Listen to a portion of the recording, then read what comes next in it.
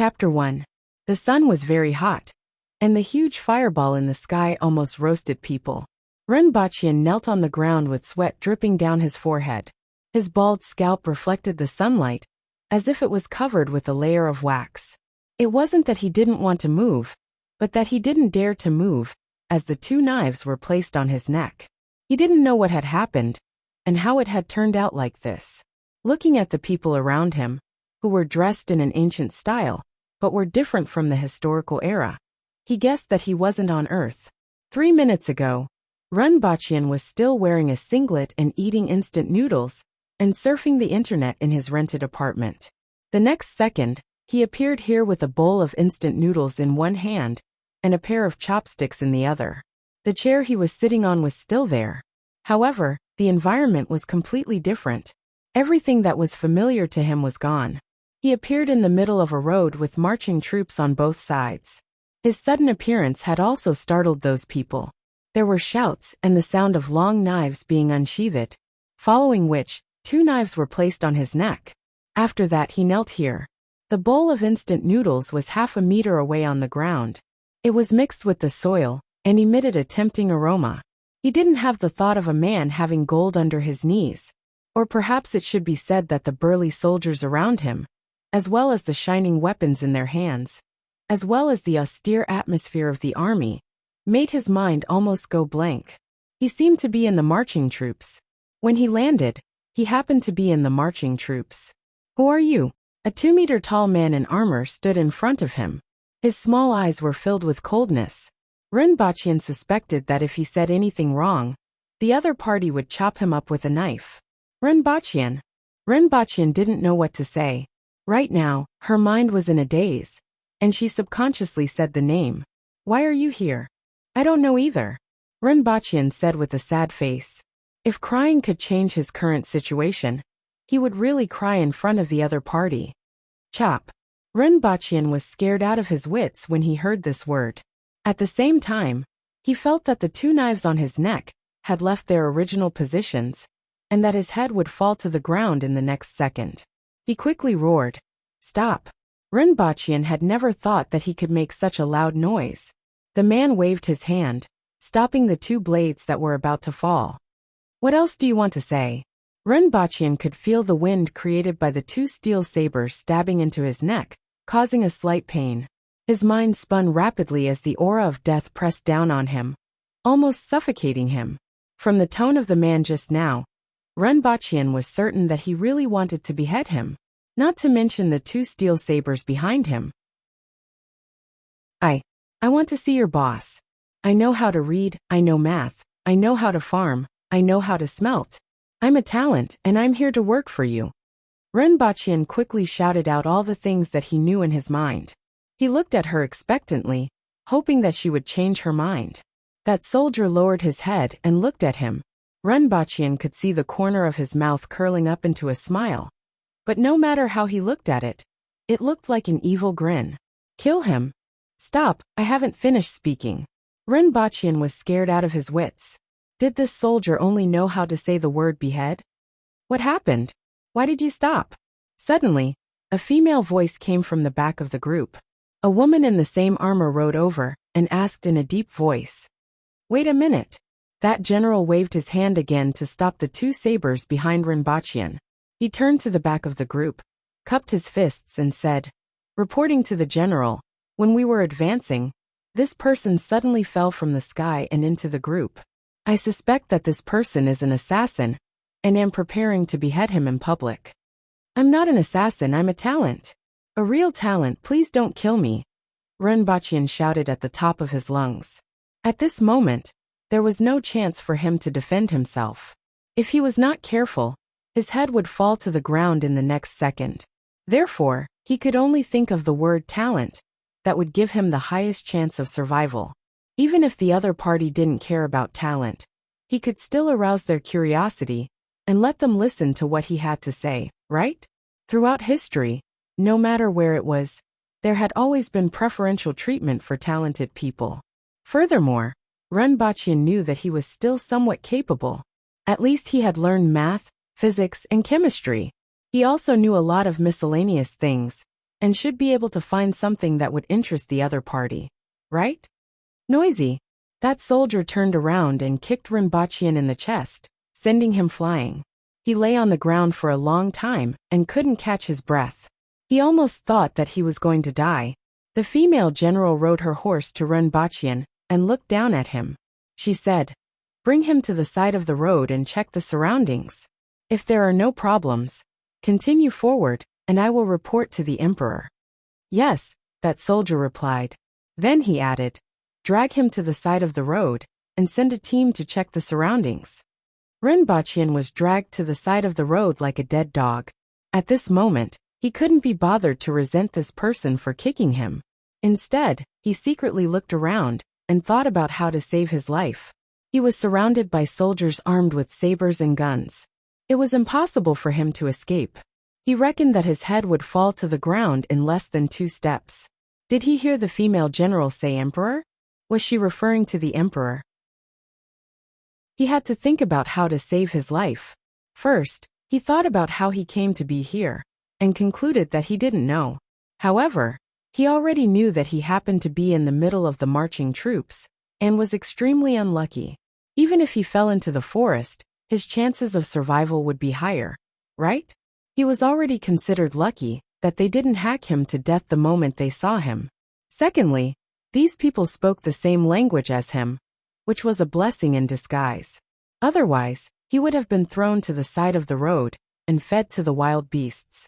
Looking at the way these people were dressed, they were indeed not from the past dynasties that he knew of. They didn't look like they were from ancient China. Could they be from another world? It seemed like they were in a feudal society, and their productivity shouldn't be too high. There were still many things in his mind that were valuable to this world. Furthermore, he knew so many poems, songs, novels, and things that could be eaten and played. Being a sycophant was also valuable. He had to think of a way to let that emperor know how useful he was to him, so that he could save his life. Rinpochian knelt by the side of the road, and his mind was in a mess. After the inspection, the troops continued to move forward. Then they saw a large cart coming from afar. The rolling wheels pressed against the dirt road and made a dull sound. But what was pulling the cart? Rinpochian looked at the beast in front of the cart. It had the head of a lion, the antlers of a deer, the eyes of a tiger, the body of a moose, the scales of a dragon, and the tail of an ox. It was at least 2 meters tall. Rinpochian widened his eyes and said, "Is this a Kirin? A living Kirin? Pulling a cart?" He originally thought that he had arrived in a world similar to ancient China. How did a Kirin appear? Furthermore, it was pulling a cart? Damn it, could it be that he had arrived in a world with high martial arts? The kind that could easily destroy the heavens and the earth and shatter mountains and seas with one punch. Chapter 2. The car stopped not far away from Rinpochian. The female general beside the car called out to Rinpochian. Rinpochian was driven to the side of the Kirin by 2 people, and the steel saber was placed on his neck again. The door of the carriage was pushed open, but there was a bead curtain inside, so no one could see what was inside. They could only vaguely see a person lying inside, and there were people standing next to him. Rinpochian forcibly cleared his mind of distracting thoughts. He knew that this was the moment to decide whether he would live or die. "Who's down there?" A cold female voice came from the carriage. It was a woman's voice. Rinpochian felt pressured just by hearing this voice. He didn't know if it was because of the knife against his neck, or if the other party's voice alone was enough to deter him. "My name is Rinpochian, and I'm from the 3 eastern provinces of China. However, I'm proficient in mathematics, physics, chemistry, farming, smelting, poetry, historical novels, and delicacies from all over the world. I'm sure that I'll be of some use to you," Rinpochian said, trying his best to remain calm. He didn't know what kind of person the other party was, so he could only try to say as much as possible. As long as there was one thing that could please the other party, half of his life would be saved. "Oh, China. Never heard of it. What are mathematics, physics, and chemistry? Poems and songs? Tell me about it." That cold voice continued with a hint of indifference. When Rinpochian heard what the other party said, he felt that the other party wasn't very interested. However, Since the other party had already said it, he casually recited the most familiar song in his mind. The bright moonlight in front of the window. There were 2 pairs of shoes on the ground. Looking up at the bright moon. Lowering my head to think of my hometown. This poem was really in line with his state of mind. He not only missed his hometown, he missed it to death. At least when he returned, no one would say kill him, every now and then. However, he did not notice that there was something wrong with the poem, that he blurted out. You've got guts. Take him away and behead him. The cold voice said with a hint of mockery. Renbachian was immediately dumbfounded. Why did they want to chop him again, after he had only recited 1 poem? He finally understood why the soldier in front of him was so easily beheaded. It turned out that they were following the example of their superiors. If the people above were like this, it was no wonder that the people below were like this as well. Barbaric too barbaric. I also know farming and metallurgy. I know how to design farming equipment to increase production. I also know how to smelt steel, and know the pros and cons of various kinds of knives. I can fight against 1,000,000 soldiers alone, Renbachian shouted in a panic. The 2 men behind him had already grabbed his shoulders and were about to drag him out. He knew that if he was dragged away, he would really die here today. Stop. That lazy voice stopped the 2 soldiers behind Renbachian from moving. You know quite a lot. The man's words carried a hint of mockery, or something else. Yes, I read a lot of miscellaneous books. He also knew how to read novels and tell stories to relieve boredom. He also knew how to cook all kinds of delicious food, which was full of exotic flavor. Mahjong Pai Gao and Fight the Landlord can help you relieve your boredom. It also knows how to take care of your skin, keep your skin fair all year round, and remove wrinkles, Renbachian hurriedly explained. Just now, it was a woman who had been talking, and it seemed like she could decide whether he lived or died. He hurriedly added skin care as well, even if it could increase his chances of survival by 1 in 10,000. He didn't know if his last sentence had moved the other party, but the bead curtain was pulled open. Renbachian stole a glance, and finally saw the person inside. A woman dressed in a bright red robe was reclining inside. Beside her were 2 women dressed in white. One of them was fanning herself, while the other plucked a grape from a bunch of grapes in her hand and placed it in her mouth. The woman was in her 20s. Her eyebrows reached her temples, and her eyes were as bright as stars. Her facial features were exquisite, but when paired with her eyebrows, she gave off a heroic vibe. However, the first thing Renbachian felt when he saw her was cold. Too cold. His entire face was indifferent. He looked at her as if he was looking at an ant, and there wasn't the slightest hint of emotion in his eyes. Another surprise was that when he heard them say, "Your Majesty," he thought it was the Emperor. He didn't expect it to be a woman. Could it be a woman with a high position and power? It seemed like some names in this world were different from those on Earth. The woman's star-like clear eyes looked at him for a while before fixing her gaze on his face. Renbachian didn't know if it was an illusion, but he felt that the other party's gaze changed for a moment. However, it was only for a moment, so he couldn't be sure. "Where are you from?" the woman asked coldly. "Northeast China." Renbachian felt that his life could be saved, so he calmed down a little. This was because the other party asked him again where he was from. This meant that the other party seemed to be a little interested in him. "Where is China? I have never heard of it. Is it a small country at the border?" The woman's tone didn't change. She reached out to take the wine glass from the female attendant and took a sip. "I don't know where it is, and I don't know how I got here either," Renbachian said truthfully. The person in front of him could decide his life or death with just a word. He didn't want her to hear anything untrue from his mouth. That could very well cost him his life. "What's your name?" "Renbachian." The woman picked up the wine glass and took another sip. No one knew what she was thinking. Renbachian looked as if he was waiting for his judgment. His whole body was covered in sweat, and his clothes were sticking to his body, as if he was fished out of the water. "Your Majesty, should I behead him or?" 10 minutes later, the female general at the side broke the silence. This sentence almost angered Renbachian to death. Why was it that the people here, from top to bottom, were only talking about beheading him or beheading him? However, she addressed him as Your Majesty just now, and now she addressed him as Your Majesty. If the words used in this world were the same as those on Earth, then was the person in front of him an emperor? Empress? Or could it be that the two worlds had the same words, but the meaning was different? Bring him back first, the indifferent woman in the carriage said. The bead curtain was drawn again. Renbachian was carried to the side of the road. He only dared to take a deep breath after a long time. Just now, his heart almost jumped out of his mouth, and his whole body was covered in sweat. He was afraid that the other party would say behead him again. Now it seemed that his life was saved for the time being. Looking at the carriage moving forward slowly, Renbachian's mind was filled with that bright red, like blood, like a rose with thorns. After that, Renbachian was in the mood to check out the situation around him. Although the road under his feet was made of dirt, it was wide and flat. In a world without cement, this might be the official road. His surroundings were all plains, and he could see green plants that looked like wheat. When he came here, it was July. It seemed that the weather in this world was similar, and it should be June or July.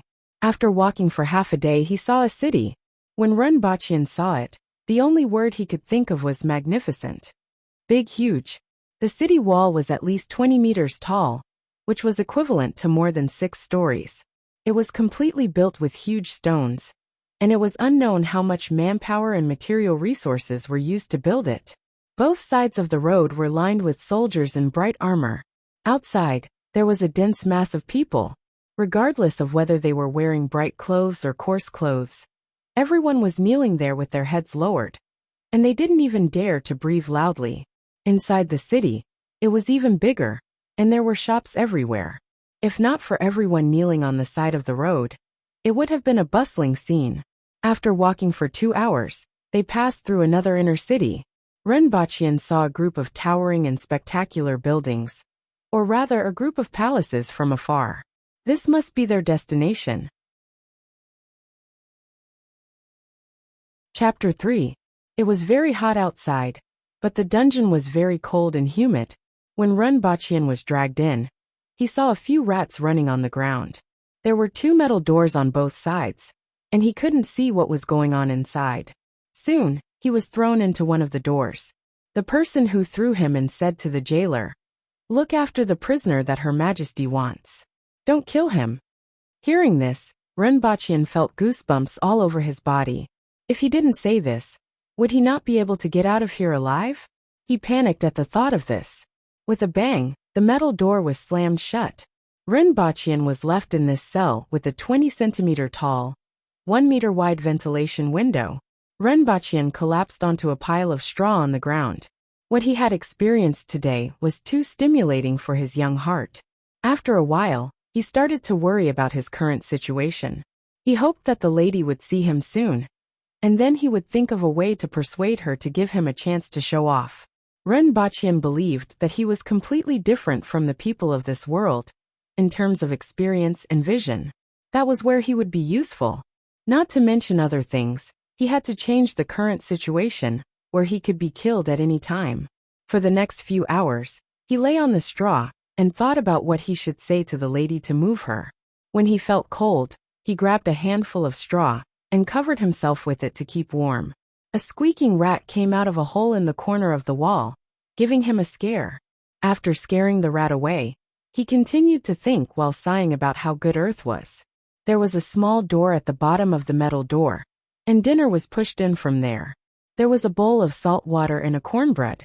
The grains were so thick that he cut his throat when he swallowed it.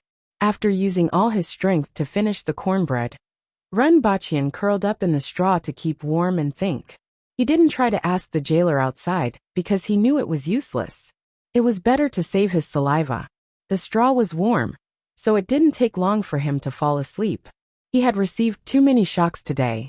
Renbachian thought that the lady would see him soon. He didn't expect that after waiting for 3 days, there was no sign of her wanting to see him. Renbachian was a little anxious. Could it be that the other party had forgotten about him? If that was the case, wouldn't he die here? Thinking of such an outcome, Renbachian felt that death would be more comfortable. However, it was useless for him to be anxious. The current situation was that their lives were in the hands of others. He could only comfort himself as he waited in the cell. Another night passed. Before he opened his eyes, he felt that the light was so bright that he could see through his eyelids. After a few days in prison, he had already gotten used to the light in the cell, so he knew at once that he was not in a cell. Renbachian opened his eyes abruptly, following which, he was dazzled by the surrounding light and quickly closed his eyes. He had been in the cell for the past few days and was not used to the brightness outside.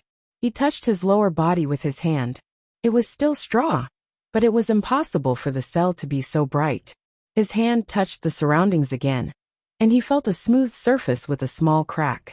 These are floor tiles. Renbachian suddenly thought of a possibility. He stretched out his hand and felt around. Sure enough, he felt a wooden table leg. It was his computer desk. "I'm back." Renbachian was wild with joy and almost shouted, suppressing the excitement in his heart. Renbachian slowly opened his eyes again. What he saw was indeed a familiar room. The walls were yellowed from the smoke, the computer desk, the computer, and the messy bed. Everything was so familiar. And he was lying on a pile of straw in front of the computer desk. I'm back alive." Renbachian jumped up from the ground. First, he was almost beheaded. Then he stayed in a dark cell for 3 days. Finally, he returned to this kennel. The joy in his heart was indescribable, and he could only vent his emotions by shouting. After venting for 10 minutes, he finally calmed down a little when someone knocked on his door from next door. "Oh no, I disappeared for 3 days. I don't know how the company will deal with me." After calming down, Renbachian suddenly had to face an extremely realistic problem. "Forget it. I'm lucky to be able to come back alive. If I lose my job, I'll just find another one." Renbachian immediately comforted himself. Indeed, after walking on the edge of life and death, he could look down on many things a little more. The most important thing now was to come back alive. This was more important than anything else. Although this was what he thought, he still picked up his phone. Sure enough, it was switched off as he expected. He nimbly charged his phone and threw himself onto the bed. It was really great to be back in this kennel again. Even this broken window was so comfortable. Renbachian hugged the quilt and rolled around while sighing. After rolling around for a while, he was pricked by something. At this moment, he realized that there was still a lot of straw stuck on his body. "This is the straw from another world. I wonder if it will carry germs or something." Renbachian mumbled as he took off his clothes and threw them to the side. He walked to the mirror and saw his haggard face. His short hair was also stained with a lot of straw. Dong dong dong. A series of knocks sounded on the door. Renbachian quickly put on his underpants and opened the door. It was a middle-aged man outside. "You're finally back. I've been looking for you for 2 days, and your phone is switched off. What do you want? If you didn't come back, I would have thrown your things outside," the middle-aged man said unhappily. "Isn't there still 1 more week? What's the hurry?" Renbachian was still immersed in the joy of escaping death. "Are you too stupid? It's already been 2 days," the middle-aged man suddenly said. Renbachian suddenly realized a problem and asked cautiously, "What's the date today?" "It's the 17th. The rent is due on the 15th. Renbachian lowered his head and calculated. When he went to that world, it was on the 8th. Today was the 17th, which meant that 10 days had passed. He stayed in that world for 3 days, and did not know when he returned to this world. In other words, 1 day in that world was equivalent to at least 3 days on Earth. "It's over. Looks like I'm definitely going to lose my job." Renbachian smiled bitterly. If he was missing for 3 days, he could still think of a way to talk. If he was missing for 10 days, he would definitely be fired. "I will transfer the money to you via WeChat later," Renbachian said to the landlord and closed the door. Renbachian turned on his phone and looked at the time. It was indeed July 17th. He then looked at his notifications and saw a series of missed calls. A few of them were from his mean middle-aged female boss, a few were from his colleagues, and the last few were from his only friend. When he opened WeChat, there was also a series of messages. "Where are you? Why didn't you come to work? The higher-ups are angry. Come quickly. Why did you go missing? You were fired. Come to the company to pay your salary." When Renbachian saw this message, he immediately dismissed the idea of calling the mean middle-aged female boss. She had always disliked him. Now that he was missing for 10 days, he would definitely be fired. He would go to the company tomorrow to pay his salary and find a place to relax for 2 days. After that, he would look for a job. But how did I get over there? How did I come back? When Renbachian thought of this question, his heart was immediately shrouded with a layer of shadow. Chapter 4. At night, Renbachian sat with a man and a woman at a roadside food stall. The man was wearing a blue half-sleeved shirt and jeans. He looked handsome and was Renbachian's only friend, Qing. Sometimes, Renbachian wondered how he became friends with Qing. He was born into an ordinary family and had a selfish and indifferent character. He didn't have the energy to do anything. After graduation, he worked in a small company for a meager salary. On the other hand, Qing was the complete opposite of him. He came from a wealthy family and was handsome and experienced. Wherever he went, he was the center of attention and the object of envy. Now he had obtained his lawyer's license and was interning at a law firm. He wasn't far from becoming an official lawyer and had a bright future. It could be said that no matter how one looked at them, they were two completely incompatible people. However, Qing liked Renbachian very much. After meeting him twice, they became friends. According to Qing, Renbachian was very similar to him. They both drifted away from the crowd. However, Renbachian felt that he really couldn't fit into the circle of others. Therefore, he stood alone outside the crowd. On the other hand, Qing skillfully maneuvered around that circle and then left to watch the performance of others. Both of them had completely different natures, but they became friends. This was also a strange thing. The other lady was wearing a long dress. She was quiet and elegant, and her name was Jiang Nan. She was Qing's girlfriend. Her appearance wasn't very outstanding and was above average. She was also a very strange person. Qing was handsome and rich. He often hung out at nightclubs and was always surrounded by different girls every day. However, his only official girlfriend of 9 years didn't mind him hanging out with other girls, and they had a very good relationship. What surprised Renbachian the most was that Qing checked into a different room with a different girl every day. But he had never slept with his real girlfriend.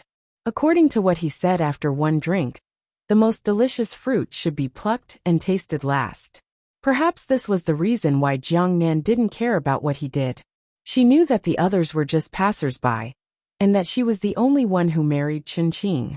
She was a smart woman. Renbachian also felt that she was a strange person. Why did you disappear a few days ago?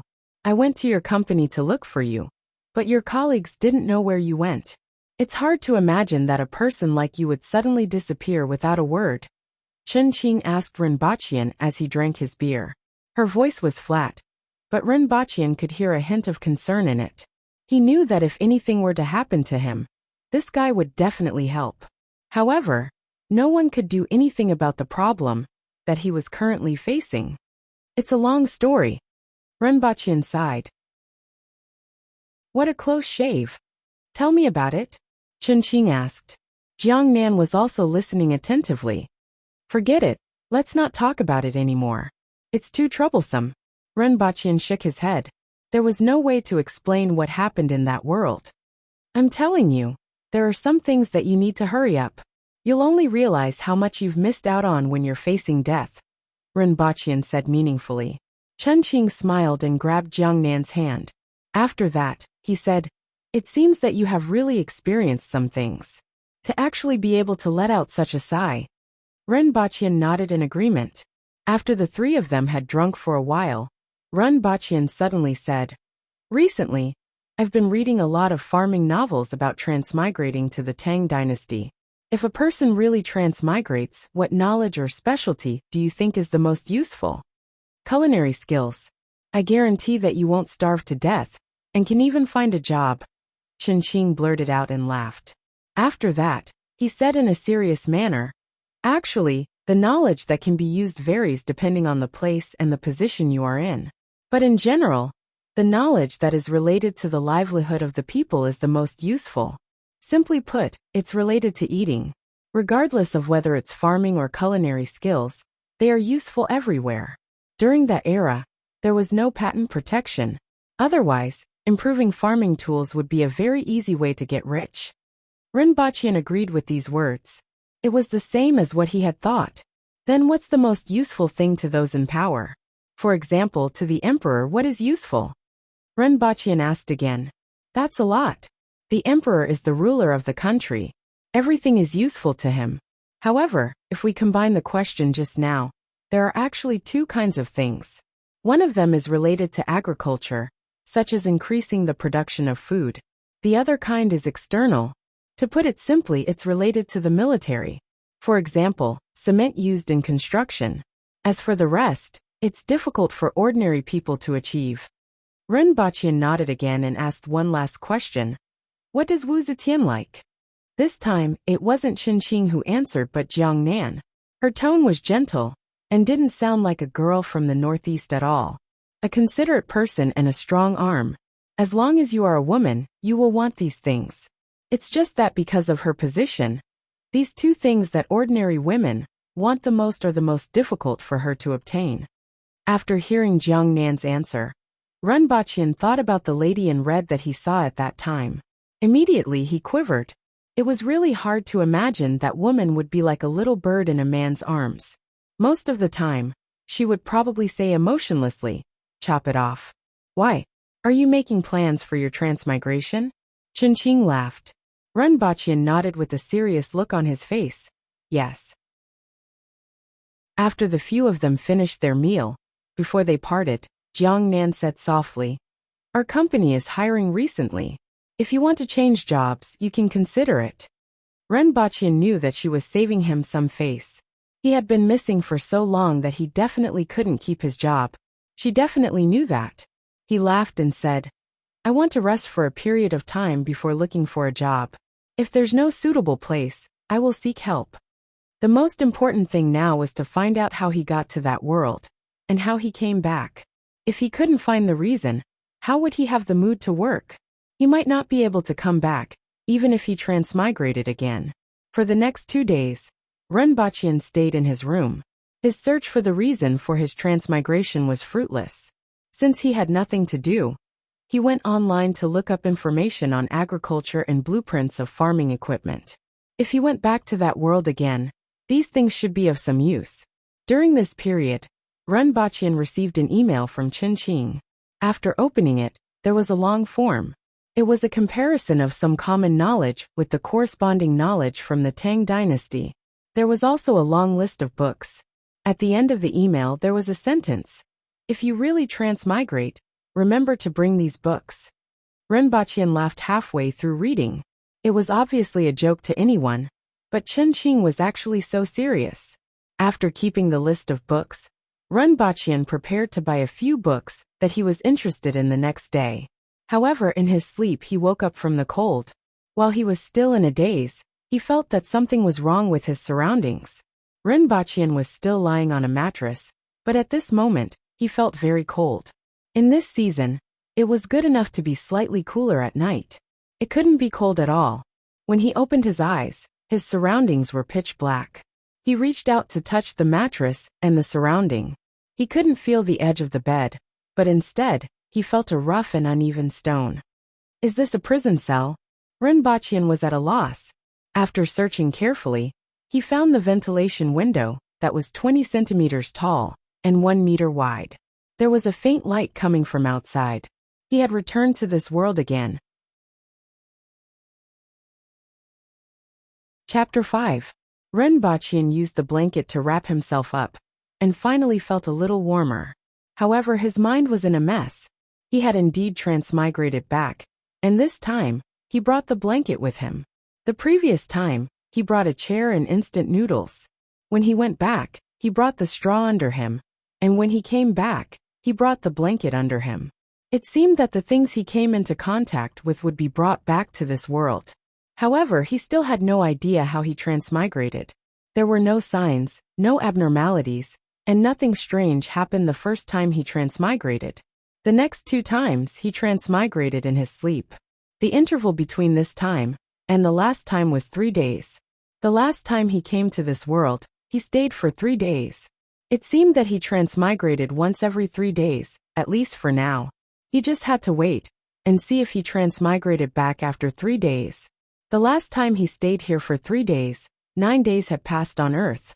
In that case, if he went back for 3 days, only 1 day had passed here? As Renbachian thought about it, he crawled out of the blanket and groped in the direction of the door. Sure enough, he found a hard cornbread and a bowl of weird-smelling salt water. It seemed that no one had noticed him disappearing for a day. He threw the cornbread to the corner, poured the salt water away, and put the bowl back in its original position. Renbachian felt a chill all over his body as he crawled back into the blanket. Just as he crawled back into the blanket, Renbachian suddenly thought of a very important question. The last time he came here, he was wearing shorts and a singlet. This time, because he was sleeping, he was only wearing underwear. If that woman summoned him, the scene was too beautiful, and he didn't dare to think about it. Also, how could he explain the blanket here? Why did a blanket appear out of thin air? This couldn't be explained either. Renbachian felt a headache when he thought about this. He had been hoping that the woman would summon him quickly, but now, he was praying that she wouldn't summon him within 3 days. He had to go back and change into his shorts and singlet. The world wasn't always as one wished. Renbachian finally believed this saying. The more you wanted something, the more it wouldn't come. When you didn't want it, it just had to come. Renbachian was awakened by the sound of the metal door being pushed open. 2 people came in. They were dressed in bright armor and had long swords at their waists, similar to the one he saw the other day. As soon as they entered the prison, they saw Renbachian wrapped in a mattress. Behind them, there was a prison guard standing at the door. When he saw the situation in the cell, his eyes widened. There was clearly only one person who came in. So where did the bedding come from? Follow us. One of the soldiers stood in front of Renbachian and looked down at him. Can I walk with this wrapped around me? Renbachian put on a big smile and was as awkward as one could imagine. Cut the crap. Another soldier reprimanded, grabbed Renbachian's arm and lifted him up. Then, she looked at Renbachian, who was only wearing underwear, and the corners of her mouth twitched. It wasn't his first time interrogating prisoners in prison, but he had never seen anyone sleeping naked. Where are my clothes? Put it on. My clothes are gone. Renbachian was at a loss for words. Both of them had seen this person when they caught him. He was clearly wearing clothes, so why was there only a piece of cloth in his crotch now? Both of them immediately looked at the jailer behind them. Being stared at by both of them, the jailer was almost scared to death. He quickly said, "It has nothing to do with us. The door behind this person's cell has never been opened. I also don't know how his clothes are gone." In order to prove what he said, he quickly said, "Even this mattress was not there when he came in. I don't know how it has appeared now." The 2 soldiers looked at each other with doubt in their eyes. It seemed that the jailer wasn't lying, and he didn't dare to do so. So what was the situation now? The jailer continued, "Look at him. Which part of him looks like he has been in prison for a few days? There is not a speck of dust on him. He looks like he just crawled out of bed. There is something wrong with this person, but it has nothing to do with us. Take him away first," one of the soldiers said. Then another soldier grabbed Renbachian's arm and pushed him toward the door. "Let's go. If we are too slow, you will suffer. Can I put the mattress around me?" Renbachian was still trying his best. What awaited him was a kick on his buttocks and a pitch-black footprint. The 2 soldiers carried him and the mattress outside, and there were 2 more waiting outside. Renbachian thought to himself that he wouldn't be able to escape even if there was only 1, let alone 4. They were overestimating themselves. After leaving the courtyard, they turned a corner and arrived at the bustling street. Renbachian was escorted to the street by a few people with only his underpants on. What greeted him was gazes from all directions, followed by roars of laughter. "Look, this person came out wearing only his underpants. Did you catch him from a brothel? Sigh, look at his bulging underpants. This guy must be in big trouble. This person is quite fair. One look and I can tell that he isn't from an ordinary family. This person guessed wrong. Most children from ordinary families on Earth were like this. Rinpoche's face turned red, and his head was almost squeezed between his legs. However, the 4 soldiers had no intention of letting him cover his embarrassment. They just escorted him forward. "Brother, my illustrious reputation has been completely ruined," Rinpoche cried miserably. "Does this count as running around naked?" Furthermore, it was under the watchful eyes of so many people. The only thing that comforted him was that he still had a pair of underpants on. Another thing that made him feel better was that he still had some capital. If he didn't have enough capital, he wouldn't have the face to see anyone. Rinpoche showed off his 2 kilograms of flesh and wore underpants. Along the way, he arrived at his destination amidst the gazes and pointing fingers of the commoners. It was the palace that he saw when he entered the city that day. At first, Rinpoche felt very awkward. Later on, he decided to throw caution to the wind and let them say whatever they wanted. At the end of the street was an open space. Behind it was a stone bridge and an inner river. After that, there was a palace wall. The buildings that could be seen from afar were all blocked inside. Just the palace wall alone was about 10 meters high. Those palaces were much taller than the palace wall and could be seen from afar. This was enough to show the grandeur of the buildings inside. Rinpoche was brought in through a side door. Initially, he thought that he would see that lady immediately. Unexpectedly, he was brought to the side of a plaza. 2 people stayed behind to guard him while the other 2 went inside. Rinpoche didn't know if it was an illusion, but he felt that the sun here was bigger and hotter than on Earth. Looking at the sun, it should be morning. After standing for a while, he felt dizzy. After standing there for an unknown period of time, Rinpoche finally sobered up a little after the 3rd beat of the drum. Following which, he heard the sound of intensive footsteps. Many people walked out from the highest palace in front of him. "Is this the end of the court session?" Rinpoche guessed. Then his imagination ran wild. "Is that lady the Empress? Can a woman be an Empress in this world?" In the history of China, the only female Empress was Wuxia, right? Rinpoche lowered his head. He didn't know if they were court officials or not, but all of them cast sidelong glances at him. After all, with his current demeanor, no matter how one looked at it, he shouldn't be here. Instead, it was as if he had just been caught from a brothel. Uffed.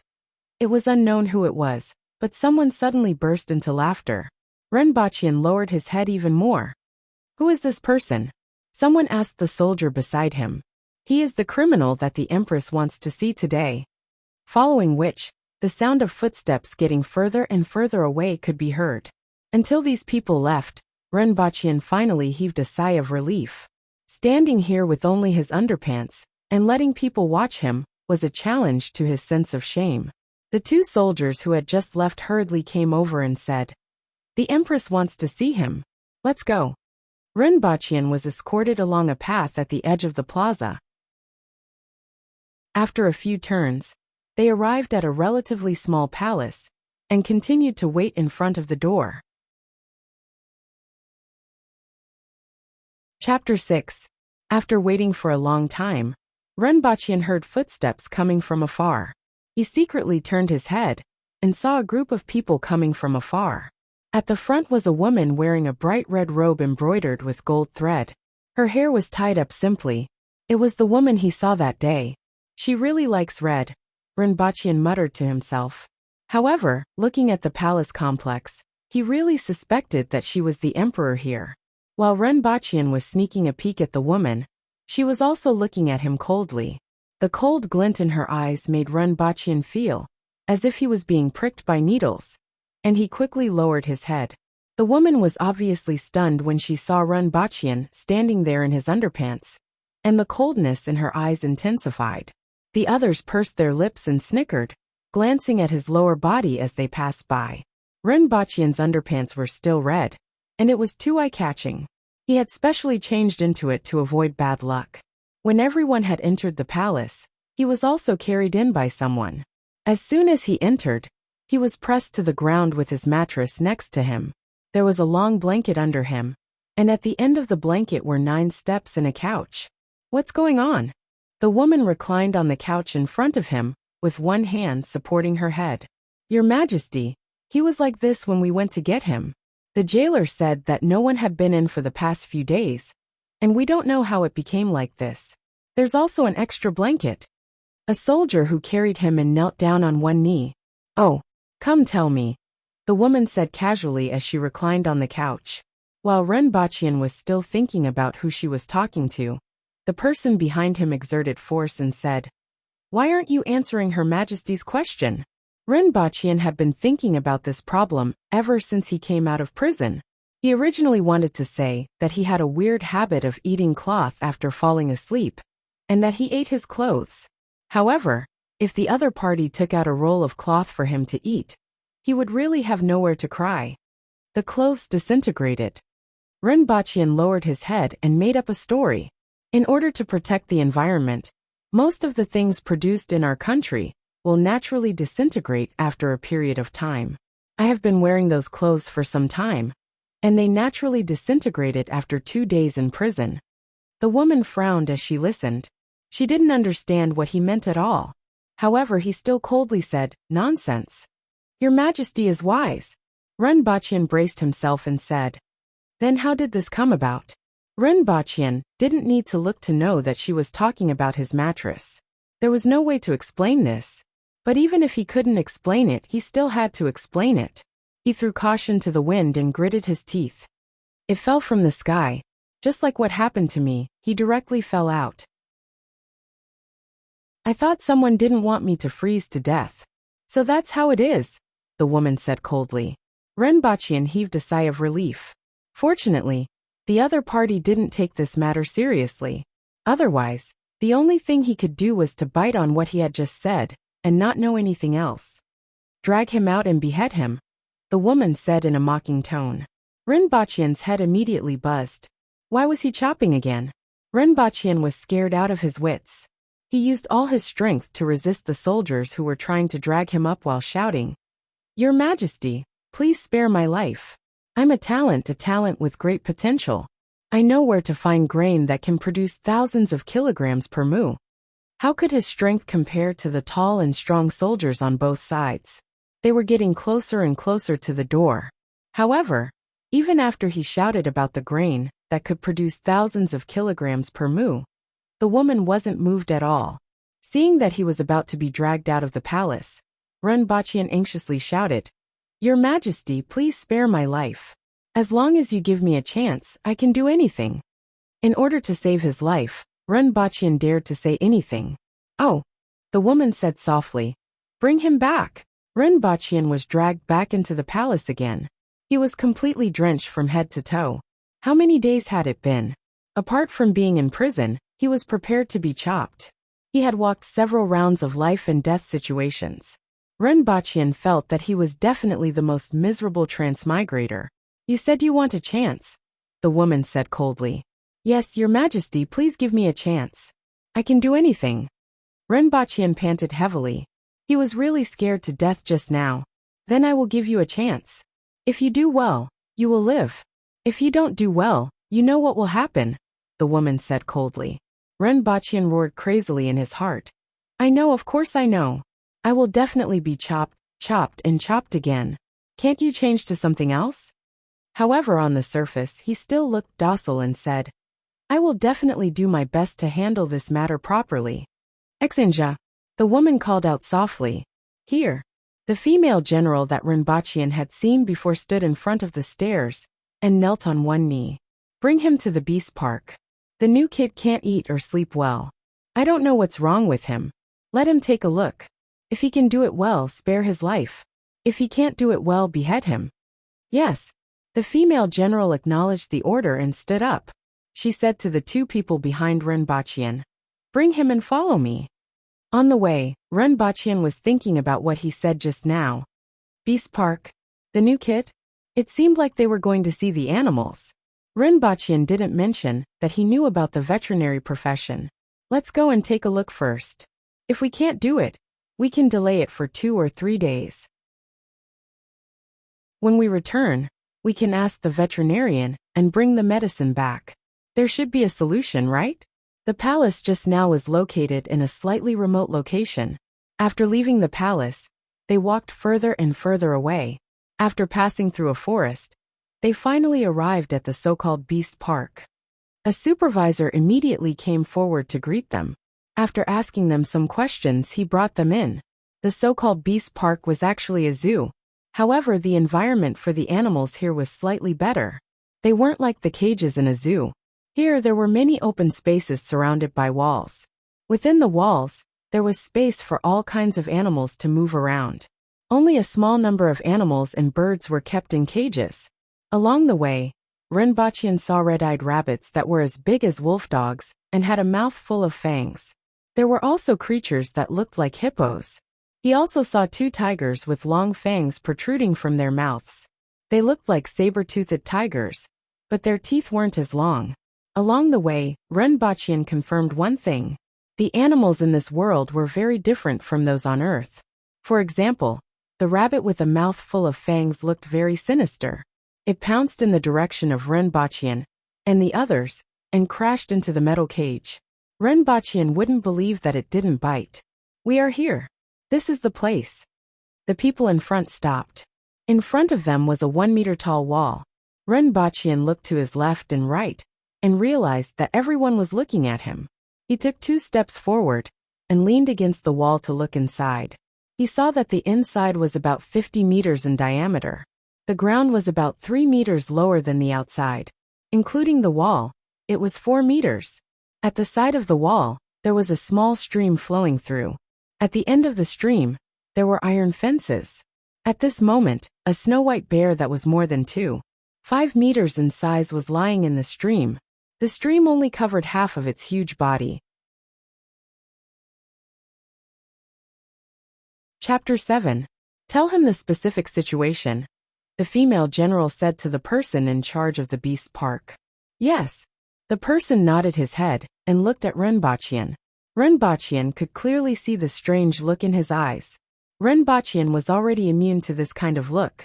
He was more concerned about what happened to this white bear. This was related to whether his head could stay where it should be. This bear was sent by Xia Nation. Its lifespan is similar to a human's, about 50 to 60 years. It symbolizes the friendship between our country and Xia Nation.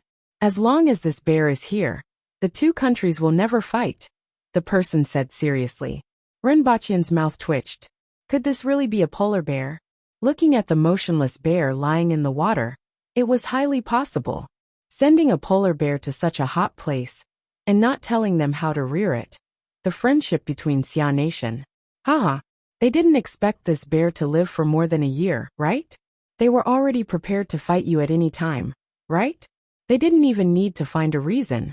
The bear that symbolized the friendship between the 2 countries was sent here and was killed by you in less than a year. Did you do this on purpose? Did you want to start a war? What's the situation now? Renbachian cursed in his heart. It was fine when it was sent here, but after the people from Xia Nation left, this bear didn't like to move.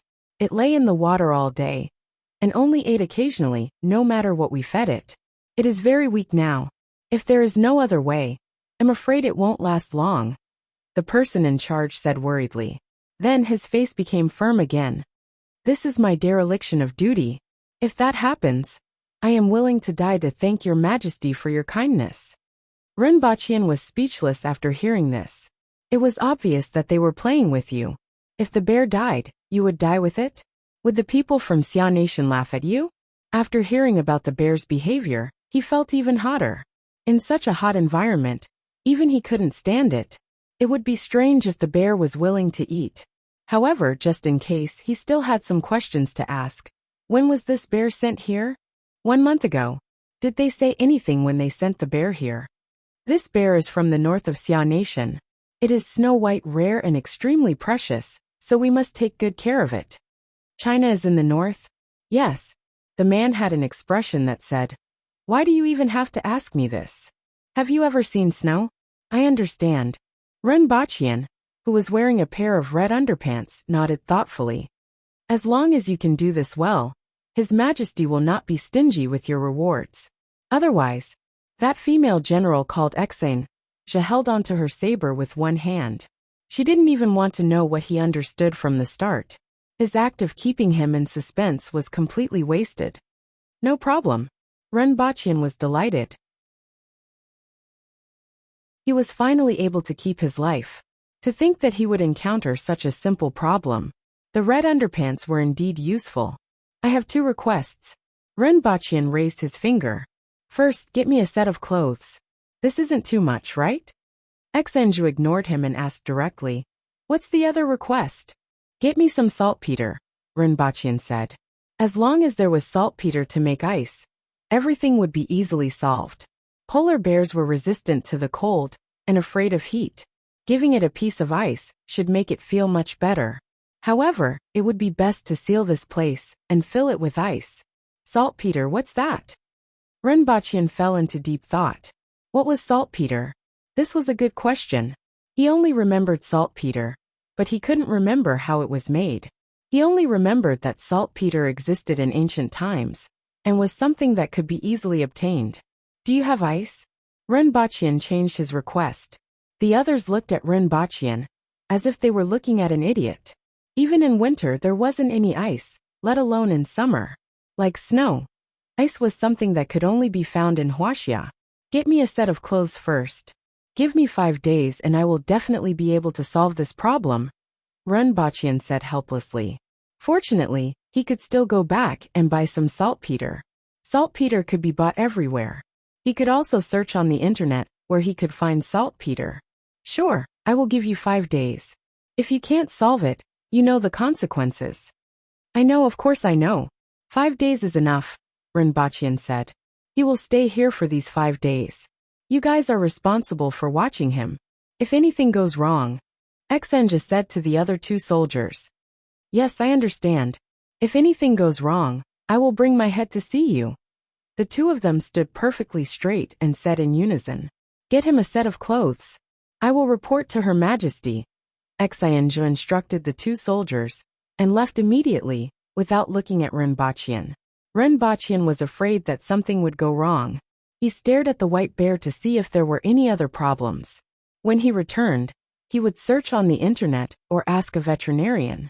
After all, this was a matter of life and death, and he couldn't afford to be careless. Not long after, the supervisor brought an old set of clothes over. It was made of coarse cloth and chafed the skin when worn. However, it was better than wearing trousers. What's wrong with it? The supervisor asked. He wanted to hear what Renbachian had to say after he said that he would definitely be able to solve it. It's hot, Renbachian said. Hot? The supervisor was stunned. You won't be able to eat anything even if I wrapped you in a layer of fur and left you to roast under the sun, Renbachian said casually. Saber-toothed tigers also have a layer of fur. Other wild beasts also have fur. The supervisor was still a little skeptical. Is it as thick as its body? Renbachian stretched out his hand and pointed. The fur on the white bear's body was as long as a finger. At this moment, it was wet and stuck to its body. The fur on its back was dried by the sun. It rolled around in the stream to wet its body before continuing to lie on the ground. Other than that, the white bear was completely motionless and listless.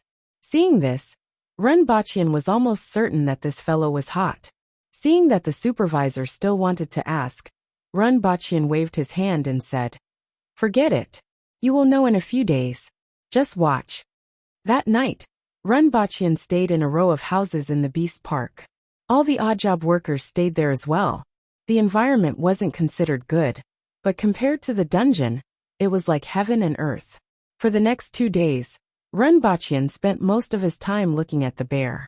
The rest of the time, he wandered around the Beast Park and looked at the animals that were somewhat similar to those on Earth. On the 3rd night, if Renbachian didn't guess wrongly, he would be able to return to Earth tonight. Before entering the room, he said to the 2 guards who had not left his side for the past 2 days. These 2 days, I have completely thought of how to save the white bear. Don't disturb me tomorrow. I need to make some preparations. Just leave the food at the door. If there are any problems that lead to failure on the verge of success, I will drag the 2 of you down with me even if I die. After finishing his words, he entered the room and closed the door without looking at the 2 guards. The 2 guards looked at each other and stood guard at the door, one on the left and one on the right. They didn't care what the people inside wanted to do as long as they were inside.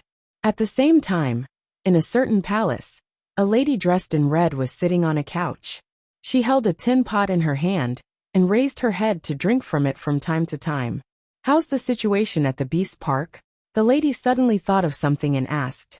That person said it would be solved in 5 days. Now 3 days have passed. He has been wandering around for the past 3 days. I feel that he is stalling for time. The armored Xange took 2 steps forward and cupped her fists. Yes, there are still 2 more days. If he can't do it. The lady paused for a moment and said, "Just behead him. You don't have to tell me." After finishing her sentence, she raised her head and took another sip. Renbachian had a sleepless night. He was afraid that he wouldn't be able to return to Earth. If that happened, he would be in deep trouble.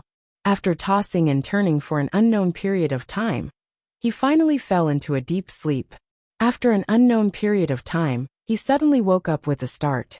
He stretched out his hand and touched the lower part of his body. The bed was much softer than the one in his previous world. With the help of the light coming in from the window, he saw a familiar scene.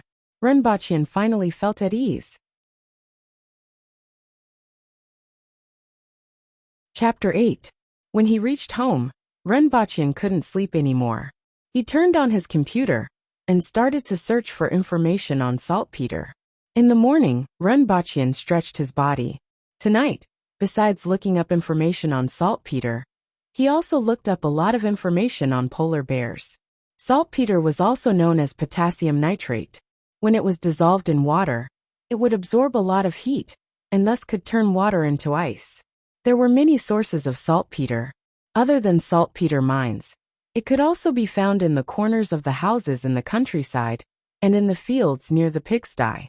As long as this substance existed in that world, Renbachian guessed that he would be able to find it near the Beast Park.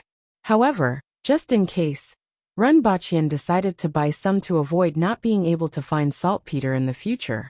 Not only did he solve the problem of bears, but he also created ice in the middle of summer. Finally, he could prove his ability. They probably wouldn't drag him out and behead him again, right? Renbachian picked up his phone. Sure enough, it was switched off. He put it aside to charge and went back to bed to sleep. His mind was thinking about that world and the real world. He felt a little confused.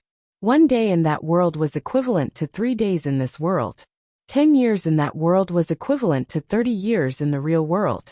His lifespan was calculated based on the world he had transmigrated to and fro. Also, there was a Kirin in that world. If he took a photo and posted it on the internet, would it go viral immediately? He reckoned that they would think it was photoshopped. Thinking about all kinds of things, he didn't know when he fell asleep again. When he woke up, he looked at the time on his phone. It was 8:30 in the morning. There were a few missed calls. 2 of them were from Chen Qing, and 1 was from his former colleague. Renbachian grinned. He had been there for a year, and was acquainted with everyone. He reckoned that this colleague had called him to pack up his things.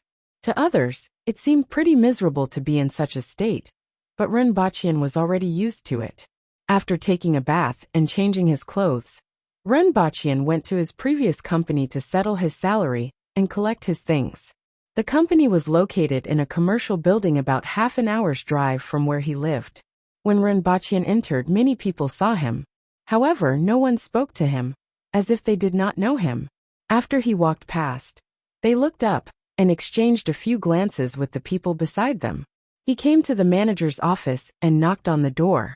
When he heard someone say, "Come in," he pushed the door open and walked in. In the room was a woman in her 40s. She was wearing glasses. When she raised her head and saw that it was him, her face immediately turned cold. "You've been absent from work for no reason.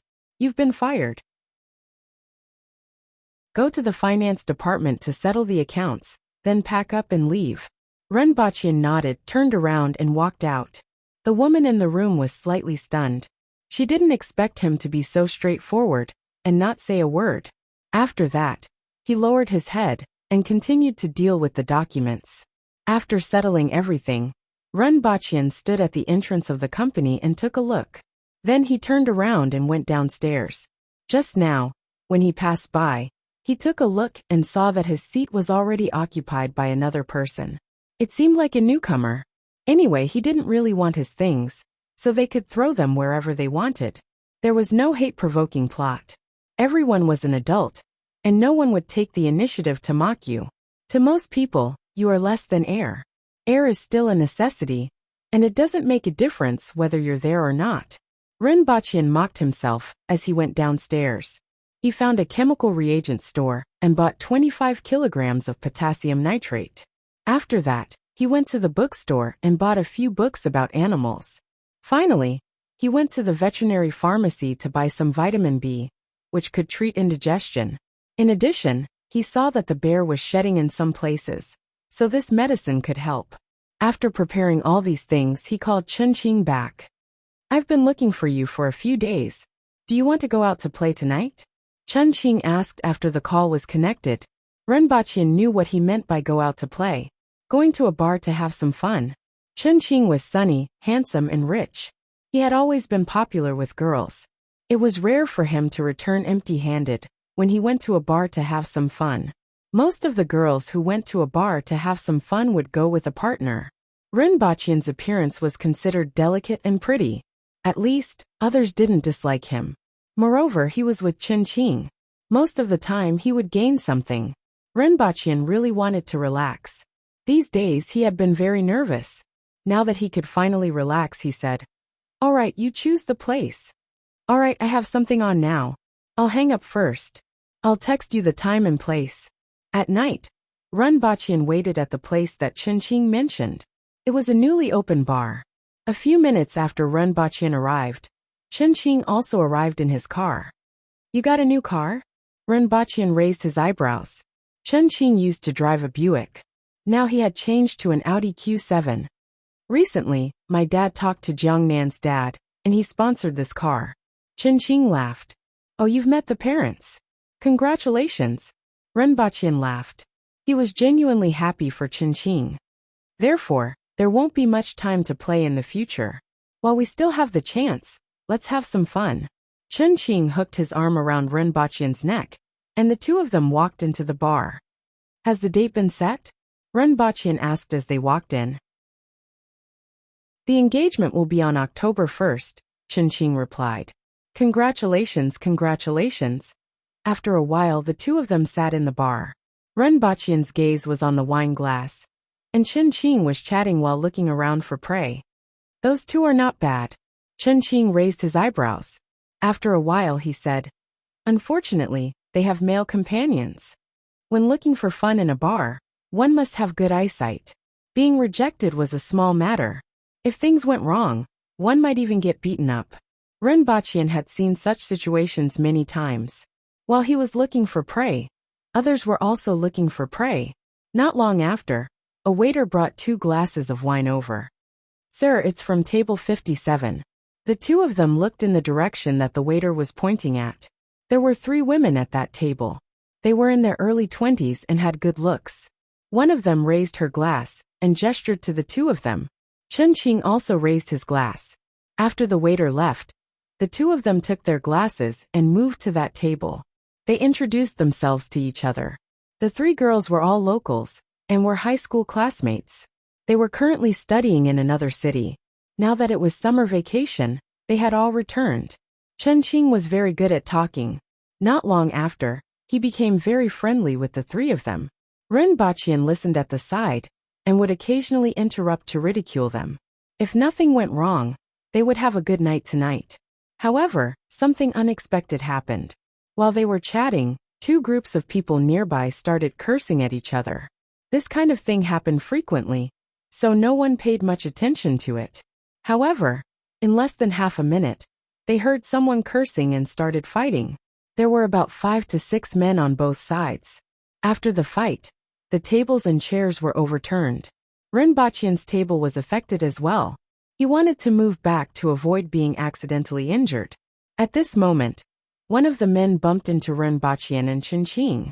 Seeing that he was about to crash into Rinpoche, Chunqing supported him and gave him a gentle push. "They are in cahoots. Beat them up." The men on the other side suddenly shouted and smashed the wine bottles at Rinpochian and the others. F***ck. Rinpochian didn't know what to say about such an undeserved disaster. It's a misunderstanding. We don't know them. Chen Qing raised both of his hands as he retreated to show that he didn't have any ill intentions. At the same time, he wanted to explain himself. F***ck. Rinpochian shouted again. This time, not only did the other party rush over, but one of them even took out a small knife from his pocket and directly stabbed it at Chen Qing. Rinpochian subconsciously stood in front of Chen Qing and tried to grab the other party's wrist that was holding the knife. He cherished this only friend of his. However, Rinpochian overestimated his speed. The other party's knife stabbed into his stomach before he could react. Rinpochian held his stomach and wanted to curse, but the pain in his stomach made him unable to say a word. Murder! Murder!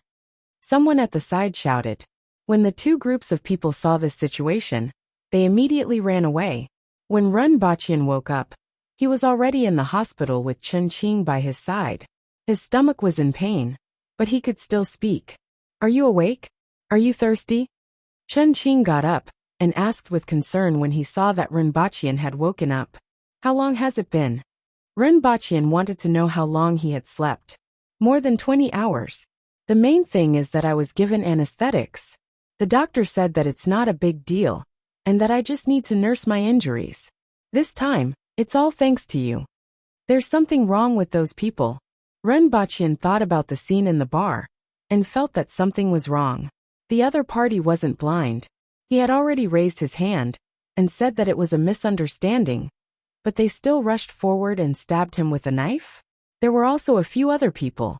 Before he passed out, he saw them running away. If there was nothing wrong with them, why did they run away? It was obvious that these people were after Chen Qing and Rinpochian. Rinpochian didn't usually offend anyone, so their target was obvious. It was definitely Chen Qing. I have implicated you this time. I'm sorry. Fortunately, you are fine. Otherwise, I wouldn't know what to do, Chen Qing said as he pulled Rinpochian's hand. Don't make such a disgusting look. Rinpochian had a look of disdain. At that time, I was hot-headed and rushed forward. If not for the alcohol, I would have run as fast as I could.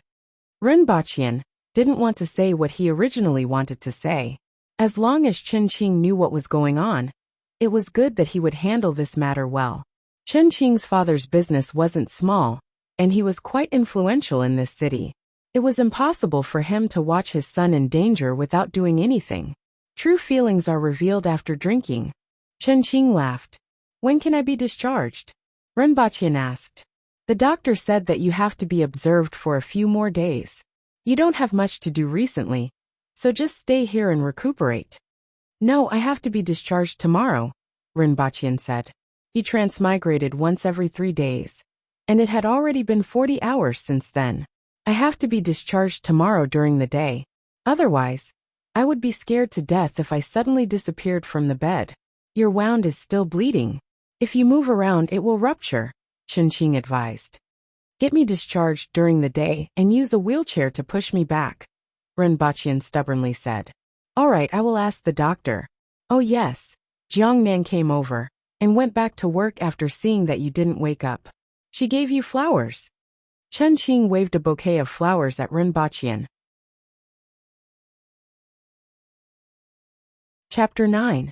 Under Rinpochian's strong request, Chen Qing and Jiangnan pushed Rinpochian back to the rented house in a wheelchair the next day. Potassium nitrate. What are you doing with this? After settling Rinpochian down, Chen Qing saw the potassium nitrate on the floor. Put it on my bed. Rinpochian pointed at the bag of potassium nitrate. After Chen Qing left, it would take some effort for him to bring it up. All right, both of you can leave. Close the door. Rinpochian was a little tired. The journey back from the hospital had tormented him quite a bit. But no matter what, he had to come back. Is something the matter? Chen Qing asked suspiciously. I have been wanting to ask you for a long time. You have been missing for a few days. Now that your wounds have not healed, you insist on coming home. What is the matter? Let me see if I can help you. Jiangnan listened attentively while tidying up the messy house. Just a small matter. You can't help me, but I can handle it. Renbachian waved his hand and said, Both of you can leave. I want to sleep for a while. You can't stay here alone. It's strenuous for you to move now. If it's inconvenient for you, we can hire a caretaker. You can stay here alone when you can move. No way. Renbachian rejected immediately. Don't look for me for the next 10 days. Give me a call if there's anything. I will reply after I see it. Hearing Renbachian's words, Chen Qing became even more suspicious. Recently, Renbachian had been missing twice. Each time, he would be missing for 9 to 10 days. This time, he would be missing for another 10 days. What exactly happened to him? In any case, I am still considered your savior, right? I also saved your future husband, lest you become a widow before you even get married. Renbachian said to the two of them, If you want to thank me, let me stay here alone. Don't worry, I will be fine. I will be alive and kicking again after 10 days. Are you sure? Yes. Seeing that Renbachian was determined, Chen Qing looked at Renbachian and said seriously, If there is no news from you after 10 days, I will smash your door. Don't forget what you said. Nothing must happen to you. Okay, I promise. Renbachian nodded and smiled. I will leave food at your door these few days. You will come even if I don't come. Open the door if you're hungry, Jiangnan said. You don't have to go through so much trouble. Now everyone is delivering food. Are you afraid that I will starve to death? Renbachian laughed. But Jiangnan insisted. Renbachian was a stubborn person, so was Chen Qing. In certain aspects, Jiangnan was the same. Renbachian could only nod his head and say, Up to you. Actually, I have a set of martial arts passed down in my family. Within 10 days, I can enter the state of turtle breath, which can speed up the healing of wounds. If there are any other functions that can strengthen one's sex drive and nourish one's kidneys, you must teach them to me.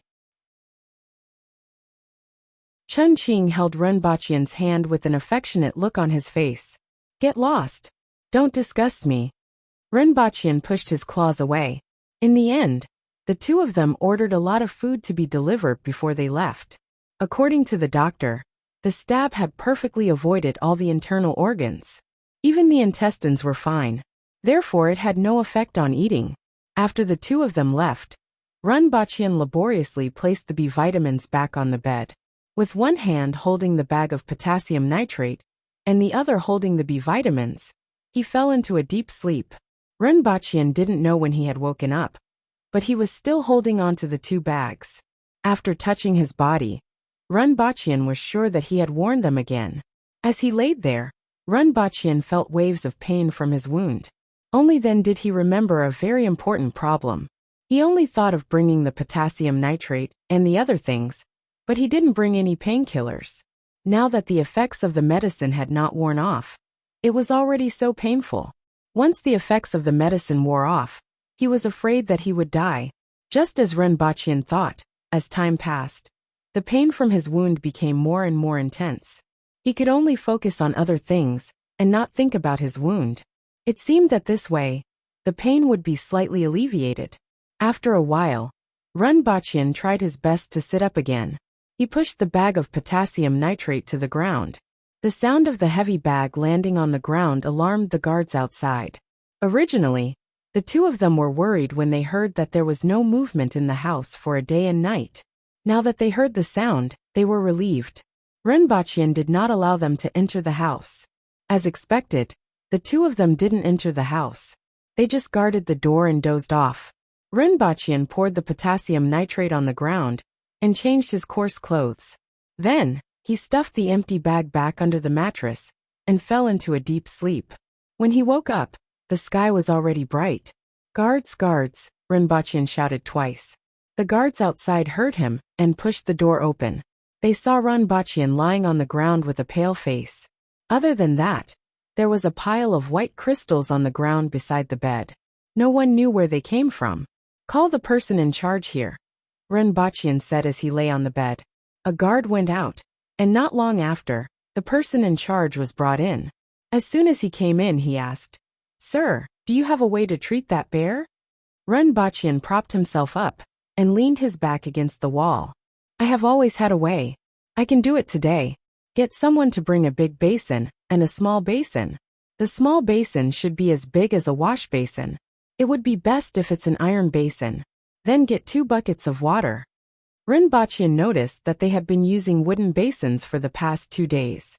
That conducted heat too slowly, so he specially instructed them. Okay. The person in charge swiftly carried out the task.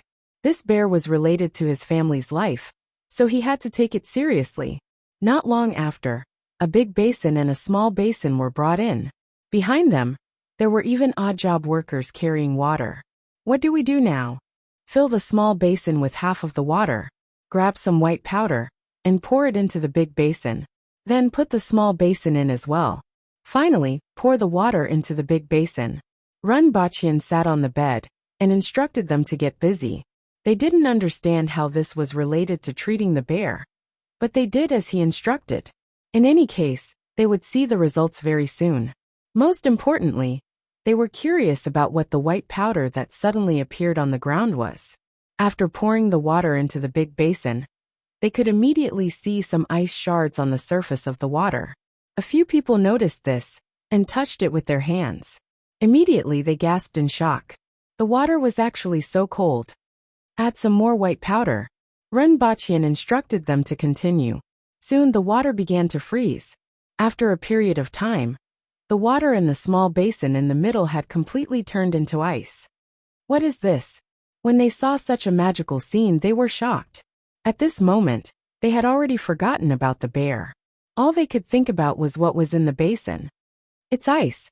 There's ice inside. Rinpoche smiled when he saw that the water in the basin had completely frozen. So this is ice. Amazing, this is too amazing. The few of them touched here and there in amazement. They used their fingers to poke the surface of the ice and exclaimed in admiration. This bunch of fellows have never seen ice before. They are really summer bugs. Rinpoche looked at them and thought helplessly. After a long time, when the novelty had worn off, they thought of the important matter and asked, "What now? What should we do?" "Pour out the ice and continue to make ice like this," Rinpoche instructed. It took some effort to pour out the ice from the small basin, and then put the small basin back in. One of the guards held a piece of ice and said, "This divine object should be given to Her Majesty." Rinpoche saw that the guard's hands were frozen red, but he still had a righteous look on his face. He couldn't help but say, "Can you at least wrap it with something? Are you going to bring it over just like that? It will melt before it reaches the place." That guard finally understood. He cupped his fists at Rinpoche and said, "Thank you very much. If you don't die today, I will treat you to a drink." After that guard left with the wrapped ice, Rinpoche instructed the others to continue working. After the ice in the big basin melted, they continued to add potassium nitrate. Not long after, the whole room started to turn cold. Rinpoche wrapped himself in a blanket and looked at the dozens of pieces of ice. He then said, "Send the ice to the bear and place it near the water. Don't put it in the water.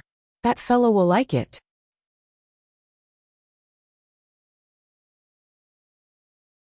Chapter 10. This world was just backward, but the people here weren't stupid. The manager and the odd job workers brought all the ice over and used a wooden stick to cover a net to place the ice beside the white bear. When the third ice block was placed, the white bear crawled out of the stream, hugged an ice block, and rolled on the ground while humming nonstop. It could be seen that it was like a prostitute meeting a prostitute. The temperature was 40 degrees Celsius, and it felt comfortable from head to toe. After more than a dozen ice blocks were placed, the white bear wrapped itself in ice and hummed contentedly.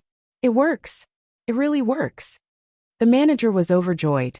Although it hadn't been fed yet, the white bear had changed from its half-dead appearance for the past month.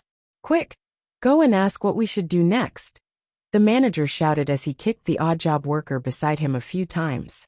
Rinpoche looked at the odd job worker in front of him with a face full of resentment. What should he do? Feed it. The bear was finally comfortable. Why wasn't he feeding it now? With the horrible weather here, it wouldn't take long for the ice to melt. "Forget it, I'll go and take a look." Rinpoche waved his hand and said, "Both of you help me."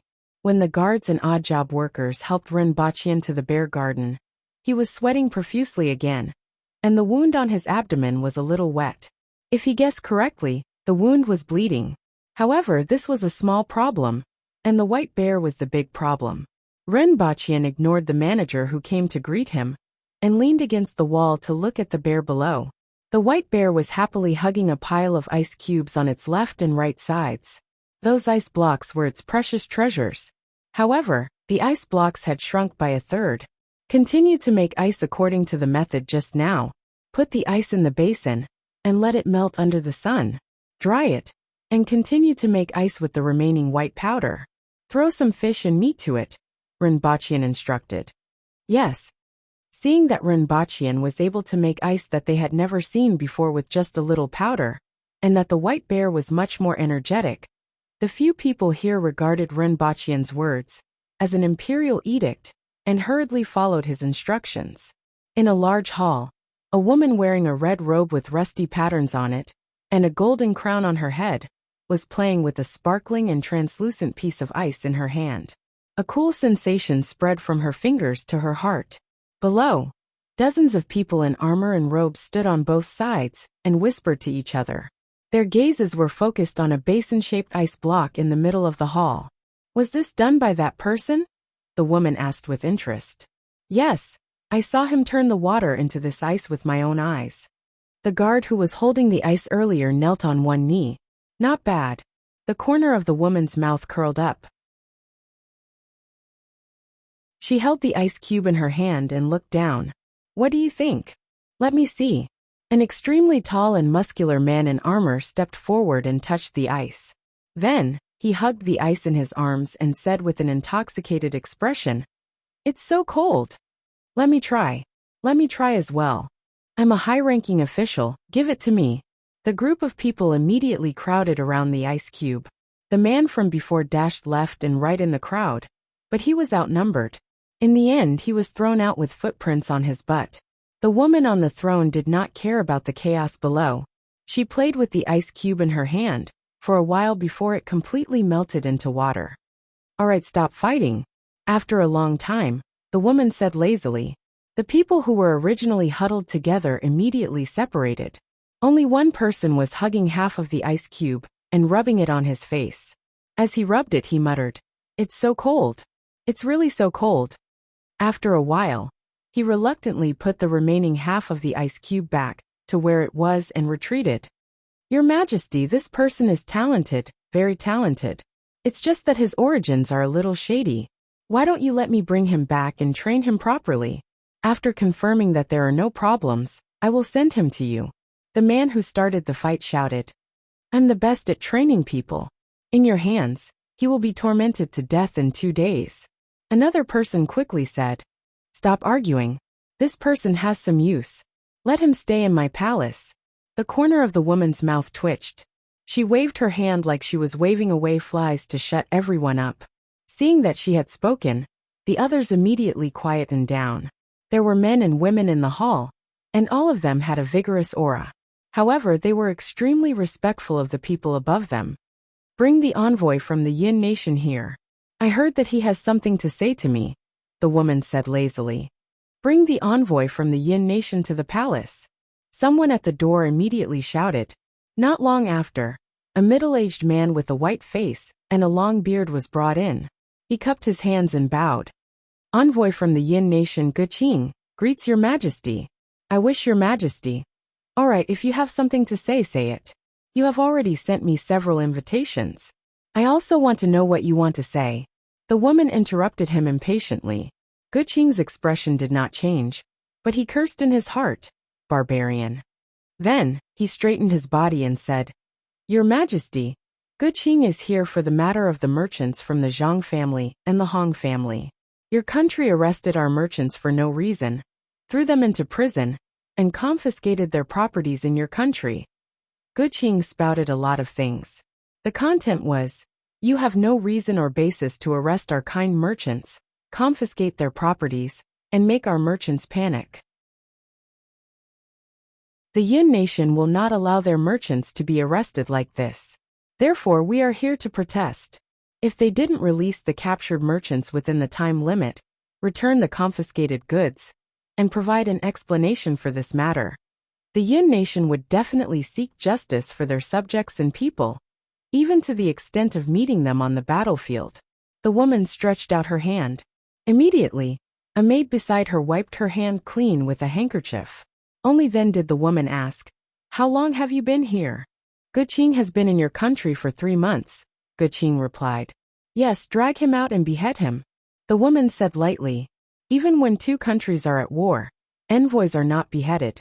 Moreover, Guqing is only narrating the facts and stating the pros and cons. "Your Majesty, aren't you afraid of incurring the wrath of the Yun nation by doing this?" Guqing hurriedly shouted. However, the woman had no intention of paying any attention to him. Many of the civil and military officials at the side also looked down.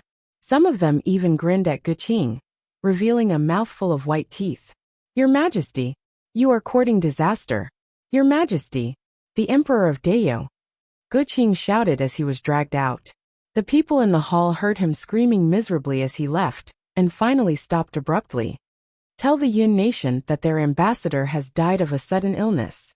Ask them to replace him," the woman said. "Yes. This gigolo still dares to talk about meeting us on the battlefield? Even if the Yun nation has the guts, their emperor wouldn't dare to do so," someone laughed.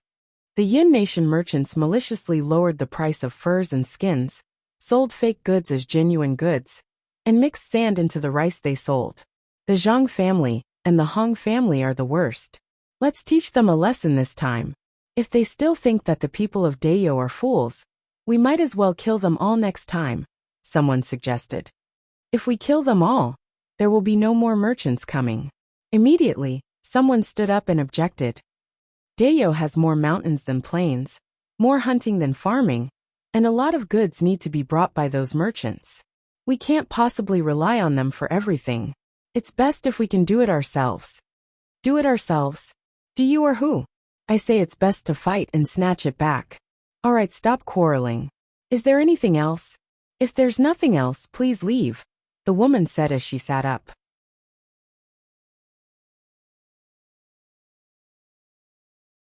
Chapter 11.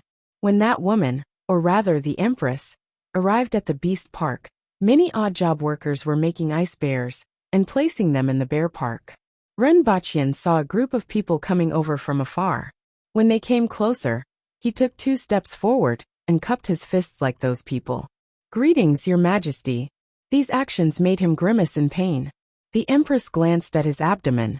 Fresh blood had seeped through the gauze and stained his coarse clothes. "What's going on?"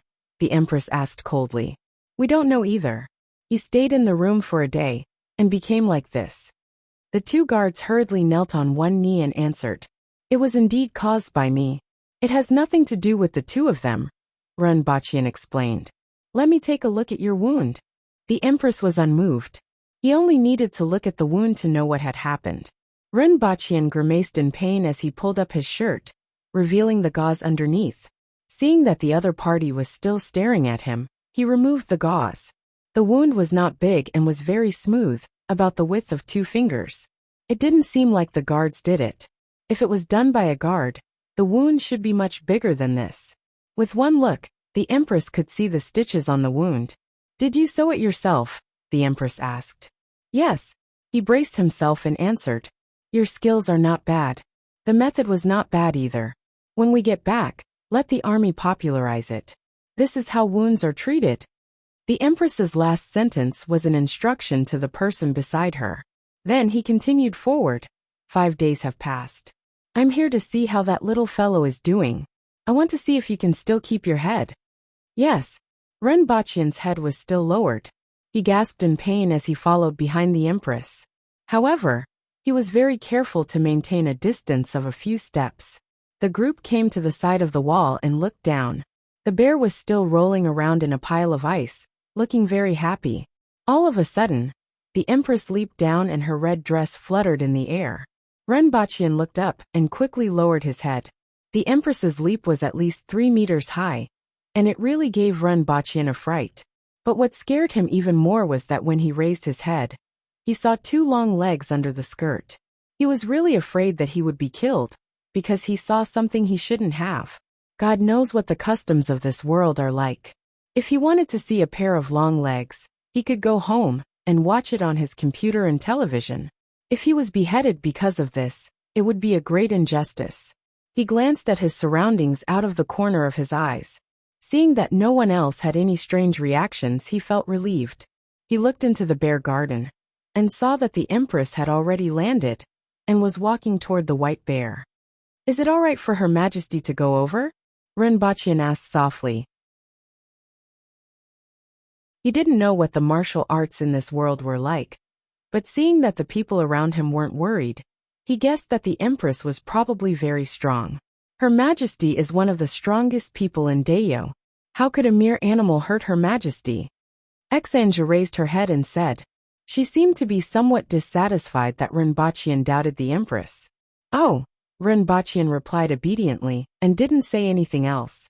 His gaze was completely focused on the Empress below. One of the strongest experts in Dayo? How strong was he? The Empress walked to the side of the white bear. The white bear seemed to have sensed that someone was invading its territory. It roared, threw the ice to the side, and pounced on the Empress. Its huge body weighed a few hundred kilograms. When it pounced on the white bear, it brought with it a huge oppressive force, causing Renbachian's heart to tighten. Renbachian estimated that the Empress was 1.7 meters tall, but in front of the white bear, she seemed extremely petite. It was as if she could be smashed into pieces with a single slap. Facing the pouncing bear, the Empress didn't retreat at all. She stretched out her jade-white hand and gave it a slap. Suwon saw with his own eyes that the slap drew an arc, bypassed the front paw of the huge bear, and landed on the face of the roaring bear. The bear's howl immediately turned into a blood-curdling screech. It spun in the air before falling to the ground. The Empress went forward and grabbed the bear's fur. She lifted it up by half. Seeing that the bear still dared to bare its teeth, she gave it another slap with her left hand. After 2 slaps, the white bear was immediately silenced. Not to mention the bear. Even Renbachian felt his heart ache when he saw this. How much strength was needed to slap a bear that weighed a few hundred kilograms in the air? It was simply terrifying. The most terrifying thing was that it was obvious that the Empress didn't use her full strength. It was just a simple slap, followed by another slap, and it was enough to cause the white bear, which was suspected to be a polar bear, to lie on the ground and tremble. Seeing that the white bear lay there motionless, the Empress turned around and walked to the perimeter wall. She didn't seem to use much strength, but her body rose from the ground and landed on the perimeter wall. Then she took a small step forward and jumped down. "Your Majesty is mighty." Renbachian hurriedly lowered his head and cupped his hands. He wanted to say a few more words, but he had never flattered anyone since he was young. For a moment he couldn't find the words to say and could only say mighty. "It's all right, it's more spirited now. At least it can bare its teeth now," the Empress said faintly. Renbachian grinned. The price of baring its teeth was too heavy. He didn't know how many teeth that bear would have left. However, the good news was that the Empress approved of the white bear's condition, and his life was saved. "All right, now tell me what's going on with this ice. How did you do it?" "It's saltpeter. When saltpeter dissolves in water, it will absorb heat. With enough saltpeter, the water temperature can be lowered to a certain extent and freeze," Renbachian said. It was unknown if the Empress understood what he said, but she said, "Seeing that you have some ability, you can be an odd job supervisor here and be in charge of making ice for me. In addition, look after this bear well." "Yes," Renbachian nodded and replied. "Caretaker, sure. Arrange some helpers for him." After the Empress finished her instructions, the caretaker of the beast park immediately nodded and complied. In addition, reward him with 100 taels of silver and a box of black mud cream. Exanja, go to the medicine storehouse and get a box of black mud cream for him. The Empress continued to instruct. "Yes, Your Majesty." When Renbachian heard the Empress's words, the last stone in his heart was lifted. 100 taels of silver? 1 tael was 50 grams, and 100 taels was 50,000 grams? 1 gram should be around $3 to $4, right? With 150 to 200,000 taels of silver, He finally had some spare cash. Even though it wasn't enough to buy a house, his already stretched wallet could finally be filled up a little. In the short term, he didn't need to consider the problem of finding a job. Now that he had been gone for 3 days and missing for 9 days, he couldn't do anything. Oh yes. What did you say that you knew how to do the other day? The Empress suddenly remembered something. Your Majesty, I will definitely do my best to fulfill your orders. I have read a lot of books. Whether it is farming or smelting, whether it is food or commerce, I know a thing or two about them. Well, stay here for now. In the future, I will give you something to do.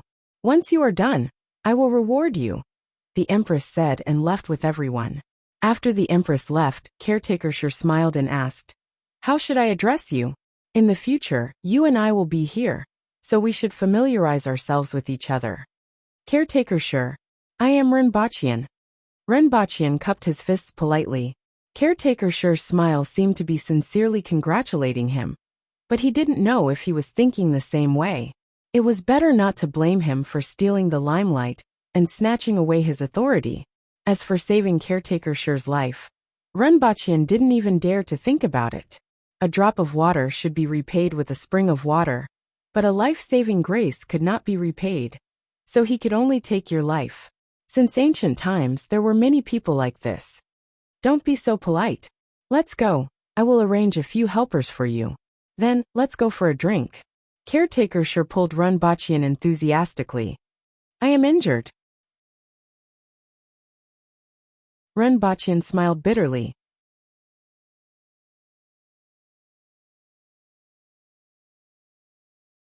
Chapter 12.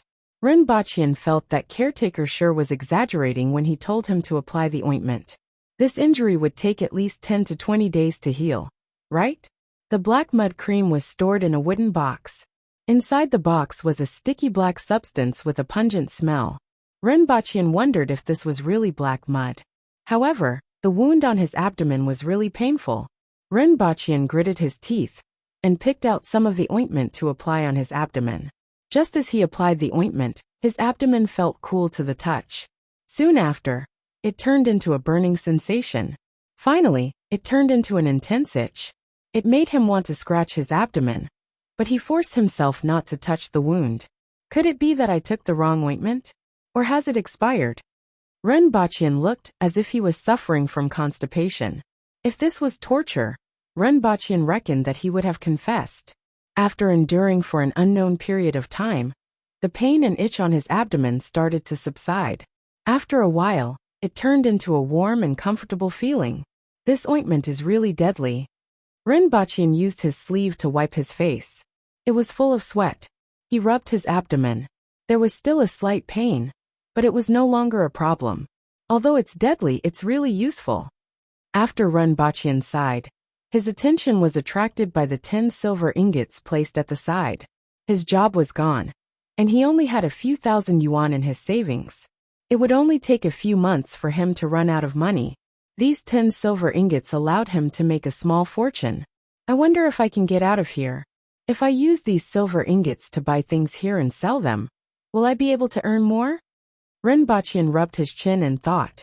He did not know what things in this world could be sold at a high price on Earth. However, it seemed that he did not need to worry about this. As long as he hugged onto the Empress and obtained some things from Earth, wouldn't it be easy to get some gold and silver? Thinking of this, Renbachian felt that his future was bright. Renbachian came from an ordinary family. It was like this when he was in school. His family was neither poor nor rich. His studies were average, and his character was average. Therefore, he had been ordinary since young, and did not attract any attention. Initially, he thought that he would live an ordinary life like this. However, now he felt that his good luck was about to arrive. Just as Renbachian was snickering, Caretaker Sure barged in from outside and pulled Renbachian out. I have arranged 10 people for you. Take a look. And if anyone is disobedient, you can tell me. Let's go have a drink after that. My injuries haven't healed yet, Renbachian cried out. What kind of person would drink alcohol after getting a hole in his stomach? Did he not want to live anymore? Wasn't the black mud cream delivered? Caretaker Sure was stunned. I have applied it. But it will take some time before the wound heals, Renbachian replied. It's good that you applied it. Caretaker sure let go of Renbachian's hand and pulled his shirt. Hey, why are you still wearing this? As she spoke, she tore off the gauze that was wrapped around Renbachian's stomach. Look, aren't you fine now? Caretaker sure patted Renbachian's wound and smiled. Renbachian subconsciously dodged, but he immediately looked down and was dumbfounded. His wound, which was still bleeding, was now completely healed. It was just that the location of the wound was all tender flesh, which was different from other parts of the body. Also, the few lines looked a little ugly, but it had indeed grown back. Renbachian swallowed his saliva and quickly rushed back to open the wooden box to take a look. He had only used about 1/5 of it just now. The name wasn't very nice, but the medicinal effect was really amazing. A wound that would have healed in 10 to 20 days actually healed in such a short period of time. If he brought this back, it would be priceless. You have to keep this medicine well, it's indeed quite expensive. Caretaker sure looked at Renbachian and laughed. Can I buy it? How much is it? Renbachian originally thought that this medicine would be extremely expensive, but according to Caretaker sure, it was only expensive, but not rare. The silver that I rewarded you should be enough to buy a box. A box of 100 taels of silver was equivalent to 20,000 taels of silver. It was indeed not cheap to buy such a box of medicine. However, based on the medicinal effect of this medicine, it was really too cheap. Come, let's go out and take a look at the people I have chosen for you. Caretaker sure watched Renbachian place the wooden box on the bed and pulled him out. There were 10 people waiting outside. They stood loosely, but all of them were burly men with arms that could run horses. If he didn't know that they were odd job workers, Renbachian would have thought that they were soldiers. He had to admit that the people he saw after coming to this world were all tall and strong. The men were generally more than 1.75 meters tall, and the tallest were 1.9 meters tall. The women were also about 1.65 meters tall. Renbachian didn't know how they could grow so tall in a feudal society. If he didn't remember wrongly, the average male in the Tang dynasty was about 1.6 meters tall. Only the aristocratic families were taller. The 10 people present were young and old. They all looked at Renbachian curiously. They heard that this person could make ice. It was bone-chilling, but it was indeed a good thing to cool off in summer. It was really magical. It was just that this caretaker's body was too frail. It looked like he would be blown away by the wind. Brothers, we will all be in the same boat in the future. I will rely on everyone's help for the things that my superiors have instructed me to do. I will not mistreat everyone. However, if anyone makes a mistake, I won't be merciful. Renbachian cupped his hands and said to everyone, "We will do whatever the caretaker says." The 10 people loudly agreed. That's good. As long as you do your job well, I will definitely not mistreat everyone. That's all for now. Renbachian was very satisfied with their attitude. What he was most afraid of was each of them harboring their own thoughts and not putting in the effort. If that happened, he would have a headache. The task that Her Majesty instructed us to do is to make ice. We definitely can't leave the ice outside as it will melt in no time. First, we have to make a cellar to store the ice. I wonder if there is a suitable place here? The second half of his sentence was directed at Caretaker sure. He wasn't in the mood to drink if he didn't clarify the situation. Caretaker sure thought for a while and said, "There is one. Sometimes it is used to store some grass. I'm not sure if it will work." "It's good that there is one. Let's go take a look first," Renbachian immediately said. The cellar wasn't far from where everyone was. In a short while they arrived there. Occasionally, a few withered grass could be seen on the ground around the cellar. Caretaker sure opened the lid and said, "It's here." Renbachian wanted to go down. Suddenly he thought of something. How long has it been in use? If it had been in use for too long, there might be a lack of oxygen inside. He would be unlucky if he went down. A few months. Throw a torch down to take a look. Within a few minutes, someone threw a torch down. Renbachian looked down at the fire burning brightly. He was finally relieved and climbed down along the edge of the cellar. Renbachian picked up the torch and walked around the cellar. It was empty except for some withered grass on the ground. There were also some wooden pillars supporting the cellar to prevent it from collapsing. The cellar wasn't small. It was about 100 square meters in size and 2.5 meters in height. There was a layer of soil that was about 1.5 meters above it. It felt much cooler when he came down. This is it. Renbachian went up and made his decision. Caretaker, sure. Let's borrow this place to make an ice cellar. Renbachian said to Caretaker, sure. No problem. In the future, I can come here to cool off if I have nothing to do. Caretaker sure agreed readily. Clean up this place first before we can store ice, Renbachian said to the 10 odd job workers. All right, everyone shouted and went to get their tools.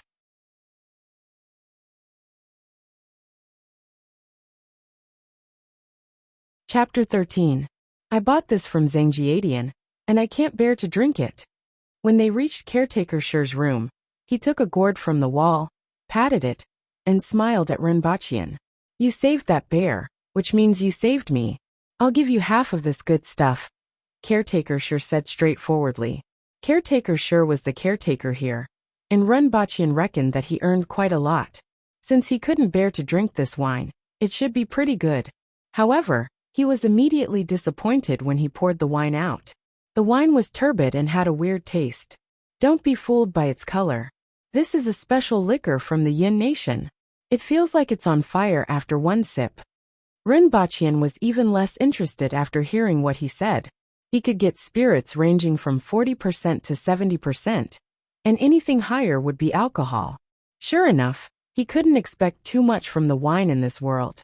He clinked his glass with Caretaker Shi's and took a sip. Renbachian frowned. He had never drunk such a disgusting wine in his life. Even the loose liquor that cost 2 to 3 yuan per caddy was much better than this. Brother Ren, have you never drunk this wine before? The men of Dayo love this kind of liquor the most. It's very flavorful. Upon hearing Caretaker Shi's praise, Renbachian curiously asked, how much is this wine? 1 caddy is 2 taels of silver. Caretaker Shi gestured with his fingers and said, if I wasn't addicted to this wine, I wouldn't have bought it. 1 caddy costs me a month's salary. Renbachian was speechless. 6 taels of silver was equivalent to 300 grams, which was about 1,000 yuan. He could only buy 1 caddy of this inferior wine. What a huge profit! Furthermore, this wine was so disgusting. If he went back to sell some erguotu, wouldn't they go crazy over it? He would make a crazy amount of money then. He decided to keep this matter at the bottom of his heart and plan for the future. Renbachian and Caretaker Shi drank and chatted. They asked a lot about this world. There were 4 main countries here. The Great Xia Empire, the Yin Nation, the Qin Nation and the Dayo Nation. The country that Renbachian was in was the Dayo Nation. It was originally called the Nine Mist Nation, and was founded less than 70 years ago. It was a country that was built by a group of aborigines. Caretaker Shi did not know the exact size of Dayo Nation. He did not know either, but the population of Dayo Nation was around 30 million. There were many mountains and forests in the country and few plains. Most of the commoners hunted in the mountains for a living, and at least half of them still lived in the forest, living with wild beasts every day. They were poor, but it was also because of this that the Dayo Nation was brave and good at fighting. To the north of the Dayo Nation was the Great Xia Empire, which was said to be 3 times bigger than the Dayo Nation. In the east was the Yin Nation, and in the southeast was the Qin Nation. It was said that there were other countries in the west of Great Xia, and the south of the Qin Nation. Dayo Nation was rich in furs, gems, gold, and silver. As for other things, they were lacking. Daily necessities, salt, beautiful clothes, and silk fabrics were almost all imported. Even the annual shortage of grain was not small, and they had to import it. Therefore, a large number of merchants from other countries came here to make money. Most of them were from the Yin Nation. The Zhangjiadian that Caretaker Shi bought wine from belonged to the Yin Nation's Zhang family. Those black-hearted thieves. Speaking of those merchants, old Zhang even spat on the ground.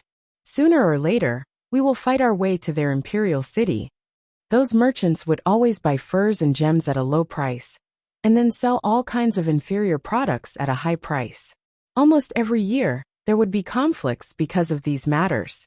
The wine that caretaker Sure drank was said to be much better than this wine in the Yun nation, but they only sold this kind of wine to Dayo. As for Dayo, they didn't even have enough to eat, let alone make wine. Although the people occasionally made some wine, the taste was even worse, and it was as plain water. The other things were similar, and they were sold to Dayo of inferior quality. The Dayo nation had been dissatisfied with this for a long time. 20 years ago, this incident was the cause of their dissatisfaction, and Dayo almost fought their way to the Yun nation's imperial city. Afterward, the Chun nation sent troops to help the Yun nation, and with the mediation of the Great Xia Empire, Dayo's army finally withdrew with a full harvest. After that, the merchants from other countries became more well-behaved. Although it was still very infuriating, it was no longer as excessive as before. However, as time passed, the merchants forgot the pain and began to become more aggressive. Now, caretaker Sure's biggest wish was that when the Empress gave the order to start a war again, he would be the first to put on his helmet and armor and climb the walls. When Renbachian heard this, he had an idea. To put it bluntly, the only advantage of Dayo was that they could fight. The disadvantage was that they had no other advantages other than being able to fight. Starting from the Empress, everyone was one-track minded. Other than fighting and killing, there seemed to be nothing else in their minds. They had to buy all kinds of daily necessities from other merchants. In view of Dayo's bad temper, the other countries didn't want to force Dayo into a corner. They would sell you things, but they would only sell you the worst. The good ones would be sold to their own countries. As for the technology, they could forget about it.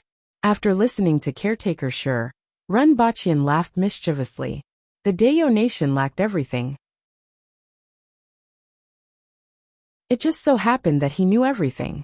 Even if he didn't, he could still go back and learn. With the knowledge of the entire world as his backing, if he couldn't make a name for himself in this world, his life would be in vain. It was best for him to go back and learn the technology before coming back to make something that he wanted. He couldn't possibly go back and buy potassium nitrate and bring it back. It was fine to do it once or twice, but it would definitely be troublesome if he did it more than once. Furthermore, for a large-scale product like wine, it was even worse. It was already fortunate that the Empress didn't pursue the issue with the clothes and mattress. As for the situation with the Kirin that pulled the carriage, and whether there were experts who could move mountains and drain the seas, caretaker Sure wasn't sure. However, according to him, there were experts in this world. It was a little exaggerated to destroy a city with one blow, but it was still possible to destroy a city gate with one blow. However, to Renbachian, destroying a city gate with one blow was already exaggerated enough. If he could learn it, he would be able to do whatever he wanted when he returned to Earth. Caretaker Sure didn't seem to drink strong alcohol. He collapsed after drinking less than half a liter of wine. After he collapsed, Renbachian was only half drunk. He sat there thinking and laughed from time to time. Dayo lacked food. It wasn't possible to make wine now. Dayo didn't have many plains and forests, so it didn't produce enough food. Earth happened to have crops that could produce thousands of caddies per moo. It tasted pretty good, and could completely solve Dayo's food shortage situation. Furthermore, it could be used to make wine. In addition, he could think of ways to get salt. He could go back and do some research to see if he could get salt from the mountains. As for toothbrushes and soap, it was even easier. As long as there was a suitable opportunity, he could make them. There was also cotton. He could get everything out by himself. When he thought of this, Renbachian was elated. It was great to come to such a world and a country. In this world, it was really too easy to earn money. Similarly, there were some unique things in this world, such as the black mud cream. It could also allow him to not worry about money on Earth. When he thought of this, Renbachian became even more excited. After thinking about it for a while, he saw that caretaker Sure had already slipped under the table. However, he had to take things one bite at a time, and walk one step at a time. It was better to establish a foothold in this world first. When Renbachian thought of this, he got up and went to check on the progress of the cellar cleaning. When he reached the place, a group of people were washing the cellar with water.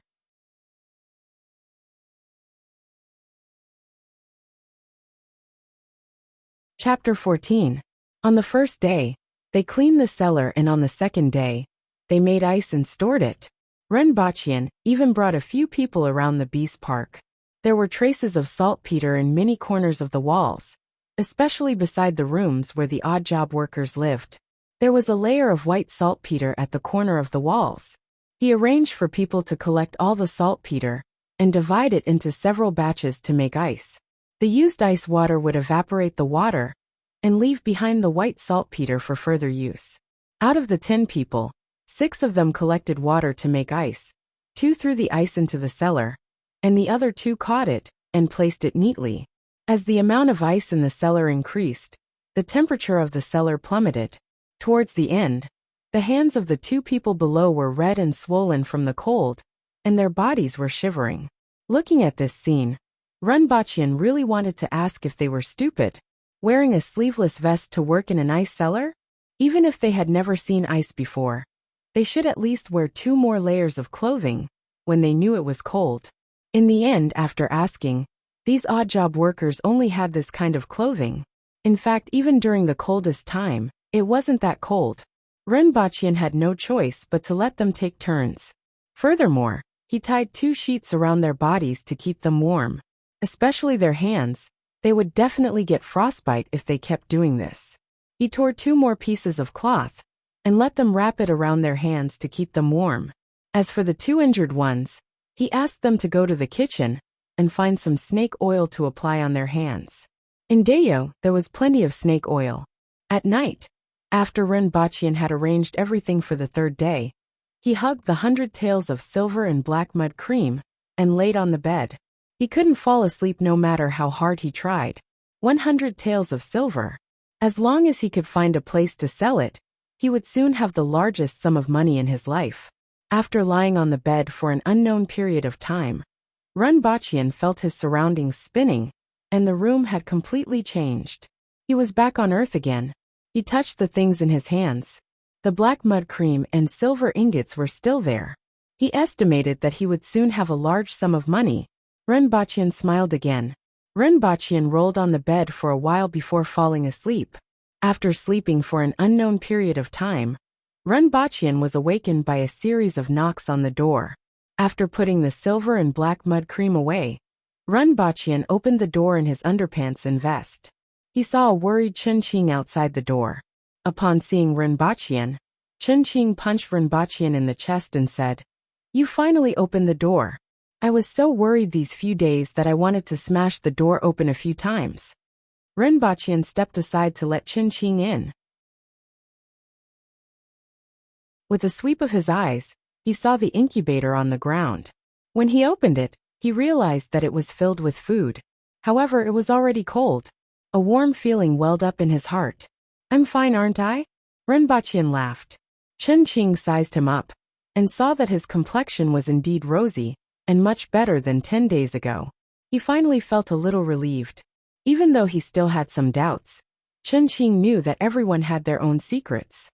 If Renbachian didn't want to talk about it, he couldn't get to the bottom of it. "How's the wound? Do we need to go to the hospital for a checkup?" Chen-Qing asked. Renbachian pulled up his singlet to reveal the wound. "It's completely healed. Your recovery ability is really fast." Chen-Qing laughed. "It's good that you're out. My dad will treat you to dinner tonight to thank you." "All right." Renbachian laughed as well. He had an idea regarding the black mud cream. However, it required a lot of money, and Chen-Qing couldn't afford it. He still needed his dad's approval. Chen-Qing's dad had always had a good reputation in this city. Looking for him was much more reliable than looking for someone else. "There's one more thing that I have to tell you. The person who stabbed you previously has been caught. However, we can't touch the person behind it for the time being." Chen-Qing hesitated for a while and said to Renbachian. Renbachian nodded his head to indicate that he understood. "However, don't worry. As long as there's a chance, I will definitely settle this score." Chen-Qing was stunned for a while. Seeing that Renbachian was fine, he went back to work. Renbachian wanted to go back to sleep, but he couldn't fall asleep after tossing and turning in bed for a long time. He might as well get up and have his meal.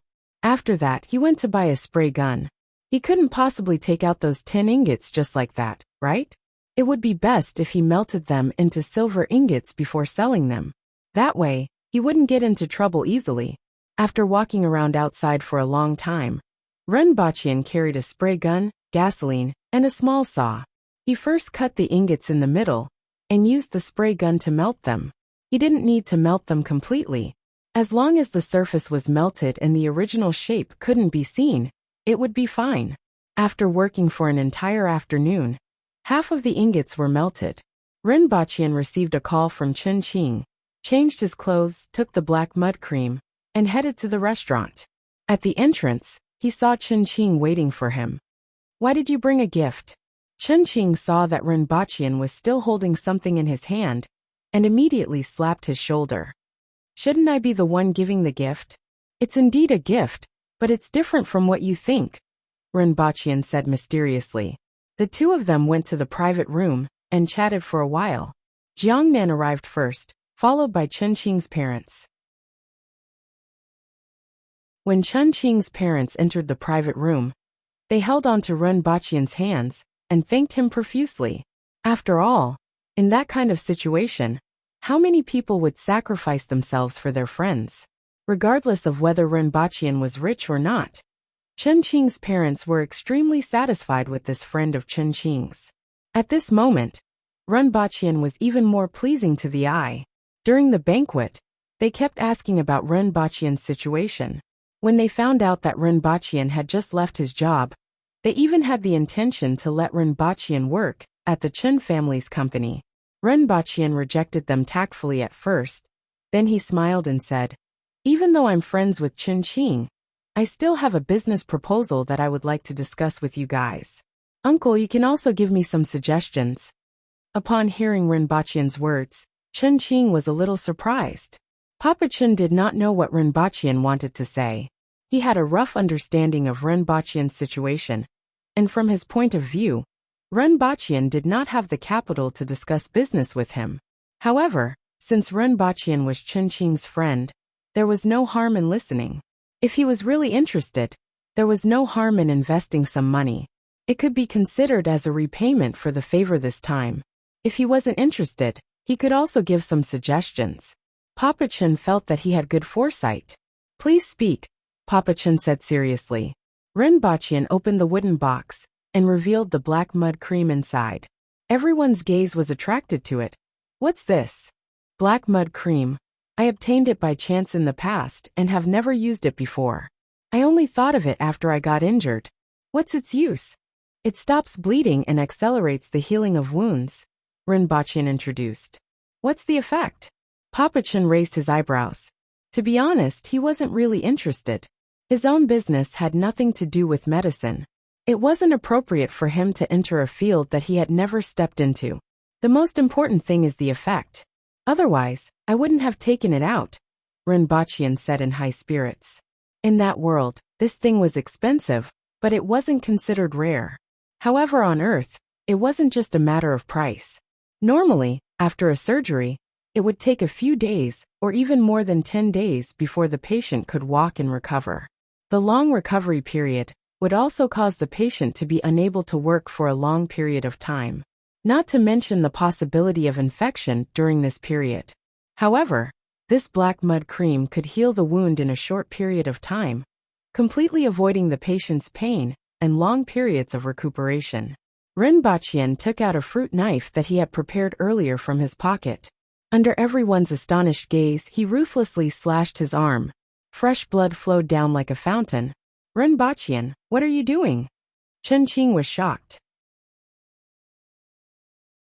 Papa Chen and Mama Chen didn't look too good either. "Hurting yourself at the dining table? What do you mean?" "Ouch!" Renbachian took a deep breath due to the pain, following which he waved his hand and said, "Don't be anxious, I know what I'm doing." Renbachian showed them his wound and said, "All of you have seen the wound." Following which, he used a tissue to wipe the blood off, and used his finger to pick up a piece of black mud cream to cover the wound. After he was done, Renbachian smiled at them and said, "Don't be anxious, the moment of miracle is coming." Following which, he felt his arm turn from cool to hot and finally numb and itchy. causing him to break out in cold sweat. After a long time, those feelings finally subsided and Run Baqian heaved a sigh of relief. At this moment, the black mud cream on his arm had already become a black scab. After tearing off the scab, Run Baqian took a look. Indeed, the wound had already grown tender flesh. Alright, the moment of miracle is coming. Run Baqian smiled. After wiping off the remaining blood stains on his arm with a wet tissue, he showed his wound to everyone. Chun Qing immediately stood up from his chair and came over to look at Run Baqian's wound. He exclaimed, "This is simply godly." Papa Chun was initially a little impatient, but he didn't leave just because of his son. At this moment, when he saw Run Baqian's wound, he was immediately shocked.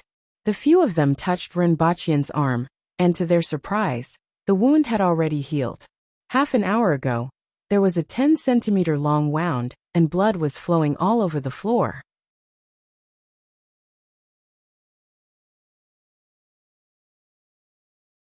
Chapter 15. The few of them returned to their original positions. Father Chun had a serious look on his face. Now the people in front of him were not just his son's friends, but also business partners. How do you want to cooperate? I'll provide the goods, and you guys will provide the funds for a joint venture. We'll do research first, analyze the ingredients, and look for substitutes. After that, we'll build a factory to produce it, Run Baqian said with a serious look on his face. Do you have the formula? Papa Chun asked again. I don't have it on hand right now, but I can get it. A pharmacy and some raw materials. However, due to the scarcity of materials, they had to conduct research and use other materials as substitutes. Even if the medicinal effect was slightly inferior, it was still acceptable. After all, there was absolutely no ointment on the market that could match the effect of this ointment. Not even 1/10 of the ointment's effect could be achieved. As long as we can achieve half of the effect, it will be sufficient, Run Baqian said. Of course, he didn't have the prescription, but he believed that he could get it. He had so many things on hand that he could trade with the other party, such as winemaking, such as others. Even in terms of prescriptions, there were some modern technologies that the other party didn't have, right?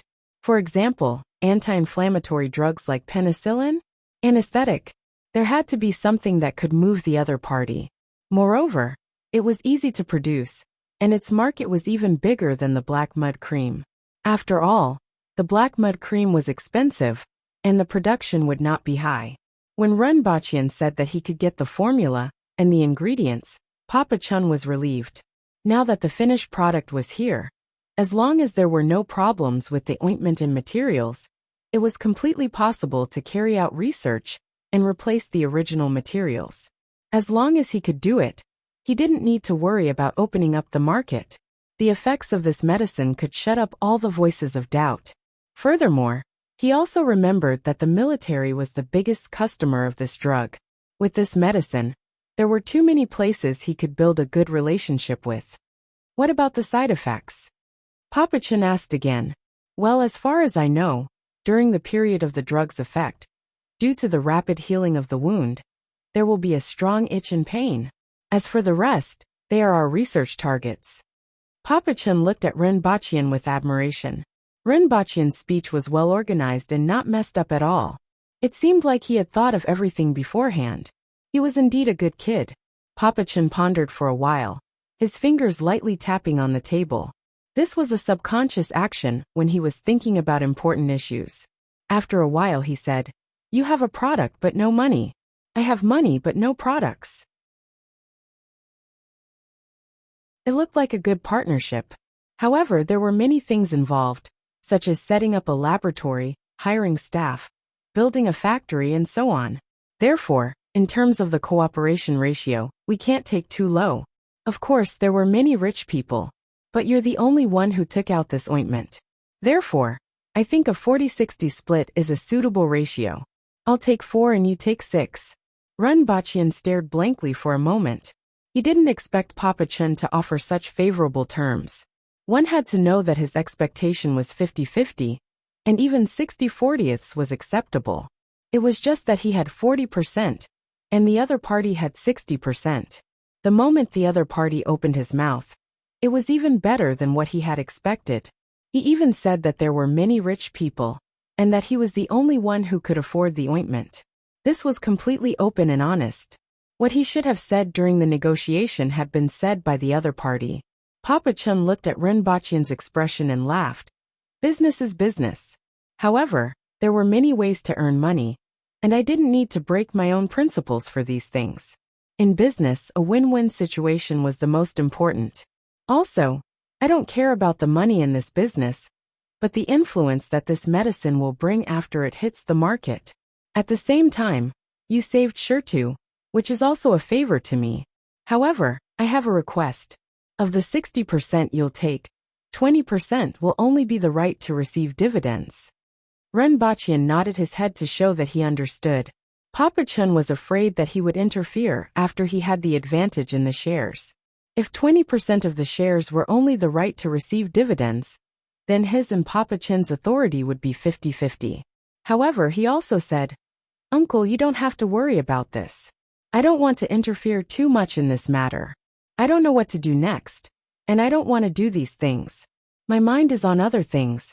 Therefore, I'll just put my name on it." At this point, both parties didn't have any more opinions. Finally, Papa Chun said, "In that case, this matter is settled. We'll sign a contract tomorrow. You must get the formula and the ingredients. This must be clearly stated in the contract. In addition, you should need money now. I can pay you 2 million yuan in advance, and deduct it from the dividends in the future." Renbachian listened to Papa Chun's words. Papa Chun had even thought of money for him. What else could he say? This meal was considered a joyous one for both the host and the guest. Both parties left in satisfaction. Papa Chun and Mama Chun sat in the back seat while Chun Qing drove. "How do you feel?" Papa Chun suddenly asked. "Pretty good," Chun Qing said with a relaxed expression. Since young, he didn't lack money, and didn't have much of a concept of money. In any case, from his point of view, both his family and Renbachian didn't suffer any losses in this business deal. That was pretty good. "I'll do this first, lest both of you don't have enough experience and can't do the job well. Furthermore, it might affect our relationship. When everything is stable, I'll hand it over to you." "Forget it, I'm very satisfied with my current job." Chun Qing laughed. "If your salary is enough for your daily expenses, I'll be satisfied too." Papa Chun chuckled. Chun Qing also laughed awkwardly. When Renbachian reached home, he jumped up and cheered. The harvest this time was much bigger than what he had expected. Moreover, the 2 million yuan in advance was a huge sum of money to him. With this 2 million yuan, he really didn't need to worry about anything. He could buy a car and a house directly. He didn't need to stay in this small rented apartment anymore. When this medicine was developed and could be marketed, he could even lie down and count his money. However, there was a prerequisite for all of this. He had to get the formula and the ingredients. Looking at the lumps of silver in the bathroom, Renbachian swept them aside. Since the 2 million yuan was going to be in his account soon, there was no need to burn silver anymore. He would bring it back to Deo to see if there was anything worth buying. The night passed. The next day, Renbachian received a call and rushed to Papa Chun's company. It was a commercial building in the city center. Papa Chun's company occupied 2 floors. Chun Qing had been waiting for him downstairs. When he saw Renbachian, he put his arm around Renbachian's shoulder and went up. The other party had already prepared the contract. Renbachian glanced at it and signed it. There was only one condition. He had to get the formula and ingredients within 6 months. There was nothing else that he needed to take note of. He wasn't worried that he would be cheated. If there was black mud cream in that world, there would definitely be other good stuff waiting for him to discover. If the Chun family cheated him, then he would only suffer a small loss, but the Chun family would suffer a greater loss. What he was most concerned about now was the 2 million yuan. This was the most urgent matter. After the contract was signed, the money was directly transferred to Renbachian's account.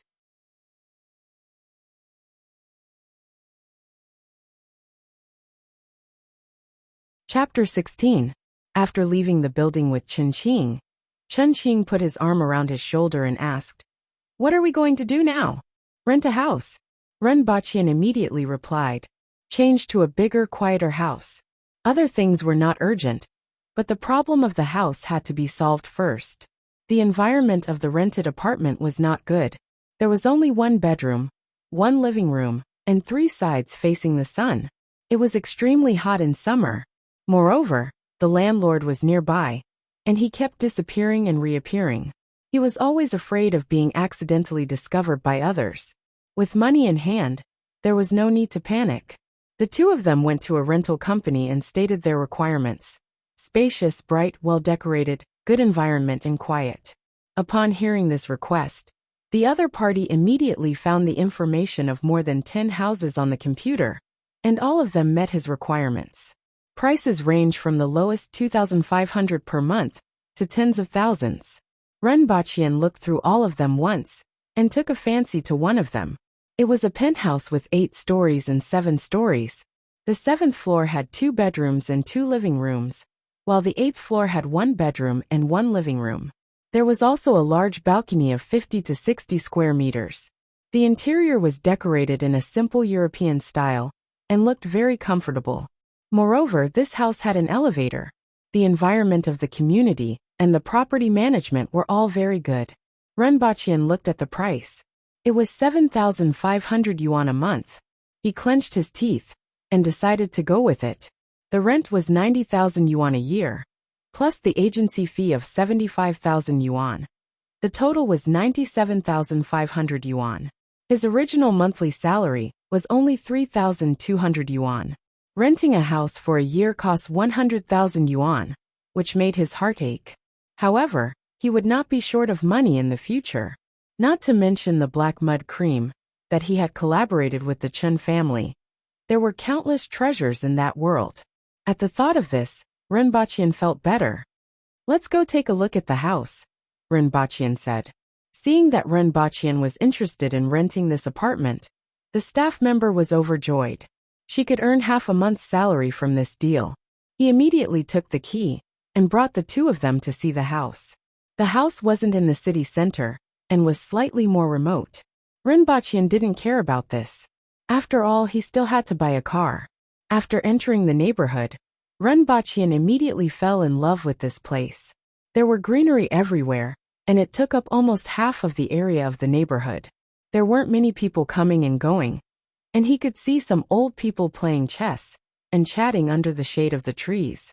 After listening to the staff member's introduction, Ren Baqian walked around the house and felt extremely satisfied. Especially the balcony on the top floor. There were many flowers and plants on it. This is it, Ren Baqian decided on the spot. Upon hearing Ren Baqian's decision, the staff member immediately smiled. At least 2,000 yuan had fallen into his pocket. The next step was to sign the contract and pay the rent. The rent was paid every 6 months. Ren Baqian directly paid for a year's rent, so that no one would disturb him. When everything was settled and the dust settled, it was already 1 p.m. Ren Baqian and Chen Qing went out for a meal and went to buy a car in the afternoon. A car was a man's concubine, but Ren Baqian rarely paid attention to information about a car. This was because with his salary, he didn't know how many years it would take him to save up for a car. Furthermore, he would have to do so without eating or drinking. As for his driver's license, he got it with the money he earned from his part-time job when he was in his senior year. At that time, he thought that it was better to be safe than sorry. Now he could put it to good use. Although he did not know much about cars, he had a plan. An Audi A6L was not cheap. No one would roll their eyes at him no matter where he went. However, it was not too expensive either. At this time he could afford it. He went straight to the Audi 4S shop, picked up the car, took out the insurance, got a temporary license and left. Ren Baqian felt a little regretful when he left. It was a pity that he didn't bump into any acquaintances. Otherwise, he could pretend to be rich and see how they would react. It was rare for him to have such a chance to show his face. It was a pity that he didn't have this opportunity. From looking at the car to deciding on the deal, it took less than 15 minutes. It was as fast as one could imagine. Audi A6L, 2017 Deluxe Edition. A total of 660,000 yuan. All in all, It was less than 680,000 yuan. When the two of them picked up the car and left, the manager and salesperson were still waving at them. Their favorite customers were those who were rich, straightforward, and did not beat around the bush. After picking up the car, Ren Baqian didn't need Chen Qing to accompany him anymore. I'm going to buy some daily necessities. What about you? I'm going back to take a look. Let's go out for dinner tonight. Okay. After watching Chen Qing drive off, Ren Baqian went straight to the shopping mall. He stuffed the computer, bedding, and daily necessities into the car. Sitting in the car, Ren Baqian felt refreshed. It was good to be rich. He didn't need to think too much, and just bought whatever he liked. Furthermore, he finally had his own car. As for the computer desk, there was one there. He didn't need to trouble himself. He first returned to his rented apartment, packed up the things that he wanted, and threw them into the car. Following which, he handed the keys to the landlord. As for the remaining half a month's rent, Ren Baqian couldn't be bothered to ask for it. I've troubled you for the past few days. Ren Baqian shook hands with the landlord before he left. You are rich. The landlord had already seen the new car downstairs. The license plate was even a temporary one. Do you have my number? If you have nothing to do, come back and have a drink with me. My treat. The landlord patted Ren Baqian on the back as he bade farewell. This landlord was a pretty good person. He would help Ren Baqian whenever he had any problems. He could even delay the rent for 2 days. Of course, if it was too long, he would still kick Ren Baqian out of the house. After bidding farewell to the landlord, Ren Baqian went downstairs to check the time. He gave Chen Qing a call and arranged the meeting place. After waiting in the car for a while, Chen Qing finally arrived. Today you changed your house and bought a car. These are all good things. After dinner, let's go and have some fun. Chen Qing hooked his arm around Ren Baqian's neck the moment he saw him. You just suffered a loss. Do you have a bad memory? Indeed, the knife didn't stab you, right? Ren Baqian couldn't help but say. Don't worry. They won't have the guts to do it again. Just this time, even my father was anxious. Chen Qing laughed. Moreover, you have established your career. No matter what, we have to celebrate it. After dinner, Ren Baqian followed Chen Qing to the bar to have some fun. However, his luck wasn't too good that night. Although he didn't go empty-handed, there was only one girl who was pretty good in all aspects. As for the other two, Ren Baqian wasn't interested in them at all. In the end, he could only watch as Chen Qing brought that girl to get a room. Ren Baqian, on the other hand, found a designated driver and returned to his new house under the resentful gazes of the two girls. After moving everything upstairs, Ren Baqian sat on the balcony for a while, enjoying the quietness of the surroundings and the occasional breeze. He thought to himself that this was what it meant to enjoy life. As for the original him, he had always been working hard to survive. It was also because he was lucky that he was able to travel back and forth. Otherwise, he would have followed his original plan and become an ordinary person that didn't attract any attention. The next day, Ren Baqian went to look for a housekeeping company to clean the house twice a week during the day. He didn't want to see the house covered in dust every 9 days. However, the bedroom on the second floor was prohibited from being cleaned by the housekeeping company. As he was afraid that someone would enter his room when he wasn't around, he specially installed a few surveillance cameras in the house. Its biggest use was to deter others.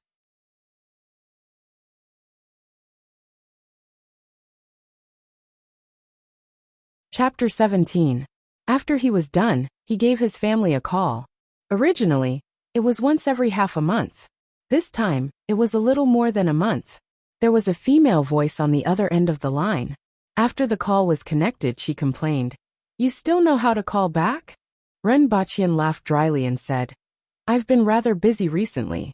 I've set up a company with a friend, and I'm constantly on the move." Company? What company? Where did you get the money to start a company? When Ren Baqian's mother heard about the company, she immediately forgot about her complaints. She was afraid that her son would be cheated by others outside. I'm providing the technology, and my friend is providing the money. Furthermore, a venture capital firm has taken a liking to it and has invested in it. Ren Baqian said half-truthfully. Explaining to his parents that he was a venture capitalist was much easier than explaining things like the black mud cream and pharmaceuticals. Otherwise, there was no way to explain the money in his pocket. After talking for a long time, he finally managed to convince his mother. Ren Baqian continued, I have transferred 300,000 yuan to your card. Both of you should spend it and have some fun. Why are you giving me money? It's not like your dad and I are short of money. The mother grumbled. However, it was a happy thing that her son had transferred 300,000 yuan. It meant that her son had indeed earned money. In the future, his relatives would not look down on him. Keep it for your and your brother's wedding gift, his mother said. You don't have to keep my betrothal gifts. I still have a lot of money here, and I didn't transfer all of it to you. I still have a few 100,000. If there's anything little brother likes, buy it for him. Ren Baqian laughed. After chatting for more than 10 minutes, Ren Baqian hung up the phone after his mother reminded him not to spend money recklessly and to save more. In the afternoon, Ren Baqian ran another lap. The work of the 10 odd job workers was very tiring.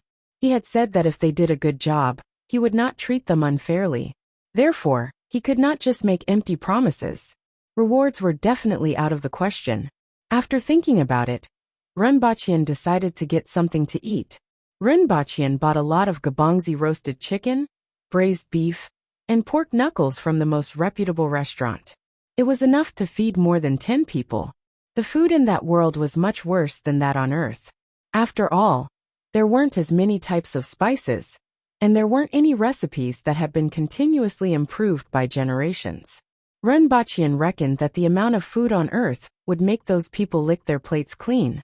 As for wine, Ren Baqian gave up on the idea after some consideration. He could say that he made the food himself. Wine could not be brewed in a day or two. When he went to bed that night, Ren Baqian tied the 2 big bags of food to his body with a rope. When he woke up again, he was in the room that he had just been assigned to. It was already dawn outside, and the light was already shining through the paper window.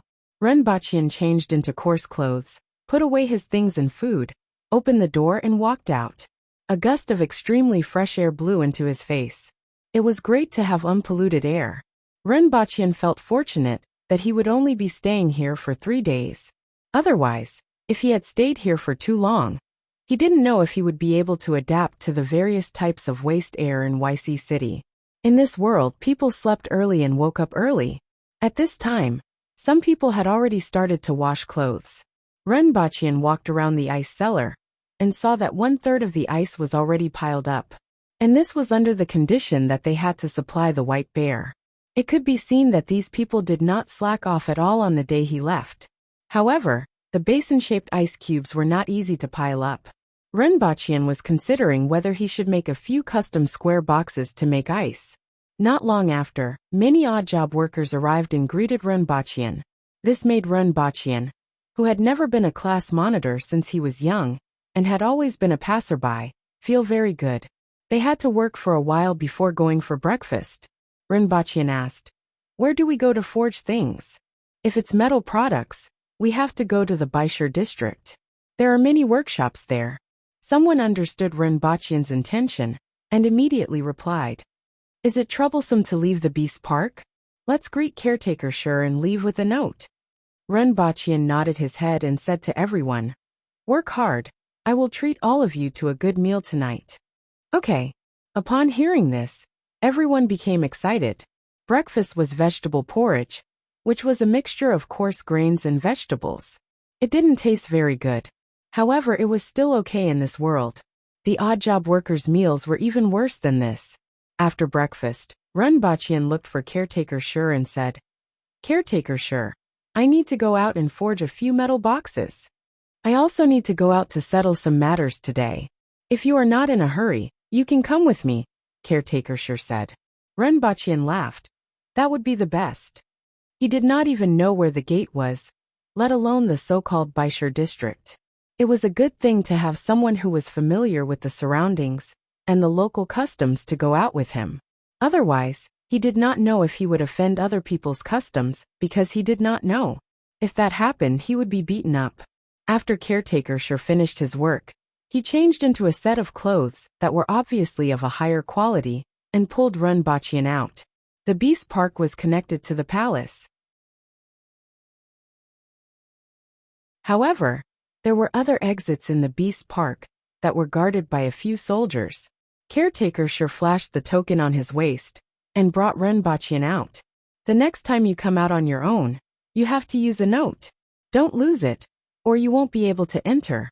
Caretaker sure warned Runbachian. Going in and out is easier than I thought. Otherwise what? No matter what, there should be more guards and more complicated checks, right? Otherwise, what if someone sneaks in? Caretaker sure laughed heartily. Why would it be so troublesome? The beast park belongs to Her Majesty. Who would go there for no reason? Out of the beast park was a dirt road with woods on both sides. After walking for a distance, they arrived at a residential area. These are the residences of the various officials, Caretaker sure said to Runbachian, as he pointed to the residences on both sides. After walking for a short distance, Runbachian heard a clamor in front of him. He saw two people fighting. Or rather, one person was riding on the other person and beating him up. Both of them were dressed in embroidered clothes and did not look like they were from ordinary families. There were also some people who looked like attendants watching the fight. Caretaker sure brought Runbachian along as they walked past. Runbachian kept turning his head to look.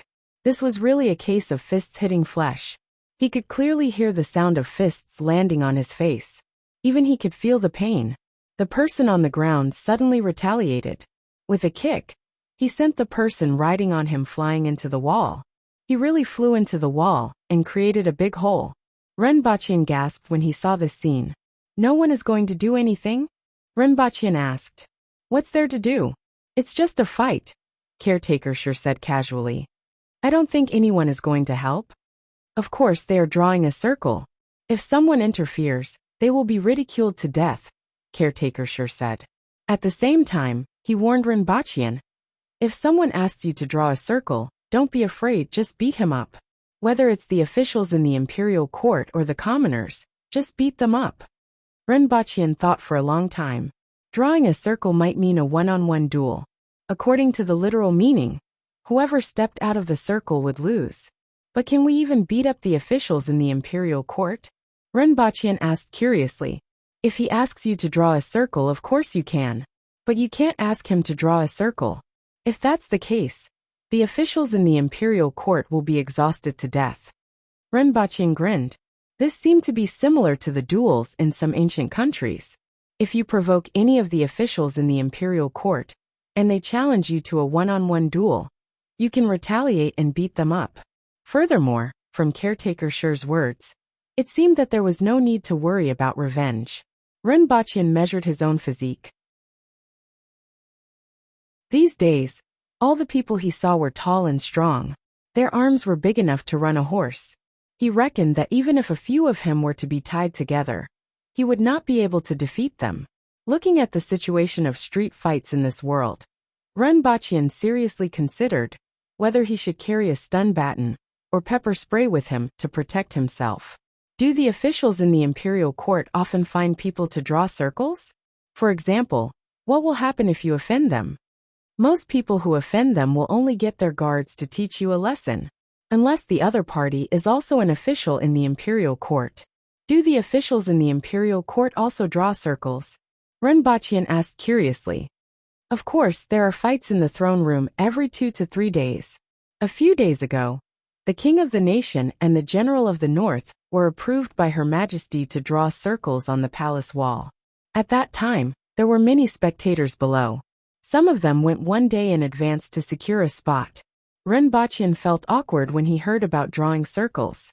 However, after listening to Caretaker sure, he had a direct understanding of Dayo's intrepid customs. Even though he knew that the people of Dayo were intrepid when they were drinking and chatting, but after listening to Caretaker sure, he finally knew how intrepid they were. Fighting in the throne room every 2 to 3 days, and the Empress approved a one-on-one duel on the palace wall. Just thinking about it made his teeth hurt.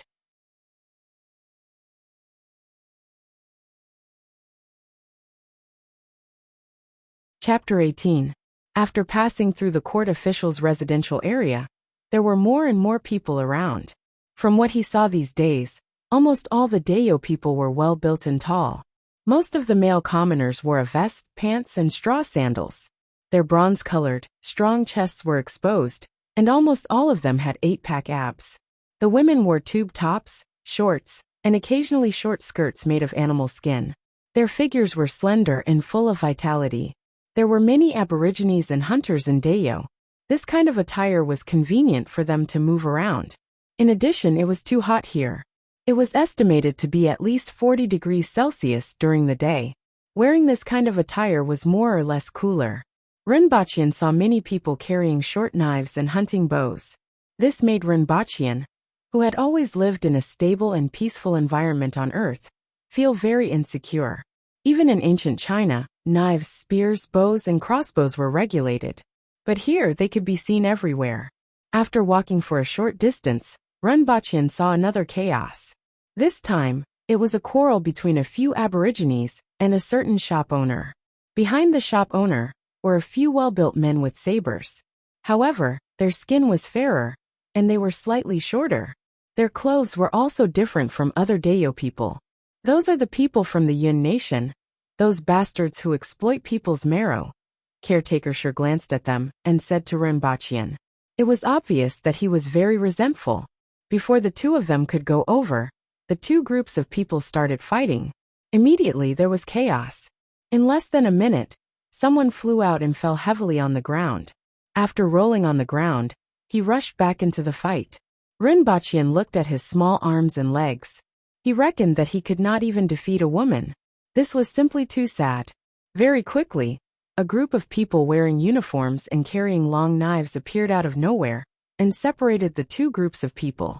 The aborigines and the few people behind the businessman were taken away. As for the shop owner, he was naturally unharmed since he did not make a move. Didn't you say that you don't care? Rinpoche asked doubtfully. We don't care about drawing circles, but we definitely have to care about this kind of street brawl, Caretaker Sure said. How will they be dealt with after being captured? 10 lashes, no big deal. After applying medicine and lying in bed for a day, they will be alive and kicking. However, those people from the Yun nation will probably lie in bed for another 2 days. Caretaker Sure laughed mischievously. He was full of schadenfreude. Why didn't they draw circles? Those cowards. Caretaker Sure's tone was filled with disdain. If the circle rejects you, you will be despised. But they don't care, Caretaker Sure explained. The people of the Yun nation are different from the people of Dayo. They care more about money. Rinpoche nodded. It was the same on Earth. It had become the norm to laugh at the poor and not at the prostitutes. In that case, they won't be able to take it if we keep looking for trouble and fighting every day. Rinpoche was curious as to why Dayo nation didn't use this method, even though they hated those merchants so much. It won't happen every day. After all, not only will I have to buy medicine to apply after getting whipped, I'll also have to lie in bed for a day. Who would do such a thing? Moreover, which one of them didn't have dozens of guards? The officials in the court don't want to push them too hard. If they run away, who are they going to buy things from then? Rinpoche understood. The people of Dayo hated the greed of these merchants, but they couldn't live without them. Ultimately, it was because Dayo lacked everything. In terms of basic necessities, food, housing, and transportation, more than half of them had to rely on external help. Those merchants were fearless because they grasped this point. At the same time, they didn't dare to push Dayo nation too hard. Rinpoche admired the scenery on both sides of the road as he walked. There were all kinds of tall wooden houses, and most of them were 2 stories high. There was a stone wall separating the 2 houses. Rinpoche guessed that the stone wall was used for fireproofing. This was to prevent a fire from burning down a large area. The shop signs on both sides of the road were also written with hieroglyphs, but they were different from Chinese characters. Rinpoche didn't understand ancient Chinese characters, and didn't know if they were similar to ancient Chinese characters. What opened Rinpoche's eyes the most were the carriages that occasionally passed by. They could be considered as carriages for the time being. Most of them were pulled by creatures that looked like sheep, but their bodies were similar to cows. Occasionally, one or two deer-like creatures could be seen pulling the carriages. Renbachian's eyes suddenly stopped at a certain spot by the roadside. Two chubby fellows were tied to the roadside and were moving around and playing. Their bodies were black and white, and their bodies were similar to a ball. They moved slowly, and there were two dark circles around their eyes. Aren't these pandas? Are they tied here just like that? Wait a minute! Renbachian shouted, and ran to the side of the pandas to take a look. The two pandas were very small. When they stood up, they were only as tall as a human's knee. Their movements were very clumsy. One of them was climbing onto the other's body. As a result, when the other party moved, it immediately fell on its back. It turned around and saw that Renbachian was looking at it. It stuck out its tongue and acted cute. This is a flower bear. Its meat isn't very tasty, Caretaker sure said casually when he saw Renbachian moving closer to the two pandas. The meat isn't tasty? Renbachian laughed dryly. If Caretaker sure dared to eat pandas on Earth, not only would he be shot to death, but he would also be condemned by others to commit suicide. However, Caretaker sure nodded seriously. There are many of these things on the mountain. They aren't tasty. Furthermore, they rarely attack people. People usually ignore them. What are they tied here for? Are they for sale? Renbachian was tempted. If he could raise two pandas, he would simply wake up from his dreams with a smile. The people of Dayo couldn't understand the feelings the people of China had for pandas. After confirming that they were for sale, Renbachian shouted into the shop. Anyone here? The person who came out was a tall and burly man, with a hideous scar on his face. There were also some Dayo shop owners on this street. They made up about half of the shops. The items they sold were not as varied as those of foreign merchants. Most of the items they sold were from the mountain. How old are these flower bears? How much are they? Those two little playthings, about 3 to 4 months old? Give them to me for 3 taels. The burly man leaned against the door and said, 3 taels? Renbachian was stunned. It was too cheap. It was almost the same as buying a dog on Earth. Caretaker sure, can I bring them back to raise? Renbachian turned his head and asked. You can raise them, but they eat a lot. Caretaker sure didn't understand why Renbachian wanted to buy 2 flower bears. I want them. Renbachian couldn't even be bothered to bargain. He immediately bought the 2 pandas. But I will leave them with you first. I will come back to collect them. Sure. The burly man nodded. After Renbachian paid the money, he laughed foolishly from time to time. He didn't expect to have the opportunity to raise pandas. When he arrived at Baishur district, there were many shops selling all kinds of swords, bows, and arrows. Occasionally, he could also see some choppers, kitchen knives, and farming tools. Renbachian found a shop and explained his purpose of coming. There were a total of 5 sets of metal boxes, 1 big and 1 small. The small box was placed inside the big box. Every box just had to be equipped with a handle. Renbachian only had one request. It was to have less rust and not break easily. He didn't care about anything else. This kind of box was very simple and could be made by a shop. 1 set for 1.5 taels. 5 sets for 7 taels. The shop owner directly said, Okay. After all, the metal products in this world were slightly more expensive than those on Earth. This was not unexpected. After paying half of the money, Renbachian's task was considered completed. Following which, Renbachian and Caretaker sure went to a few other places in the city and ordered some things.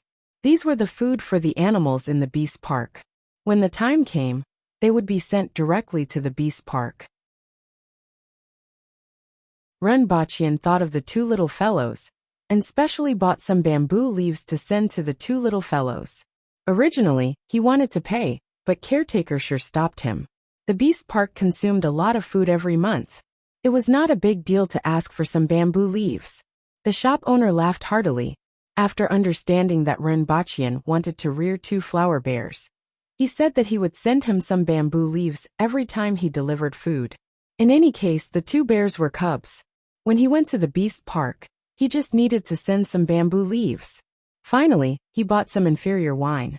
Since he wanted to reward the 10 odd job workers for their hard work, how could there be food without wine?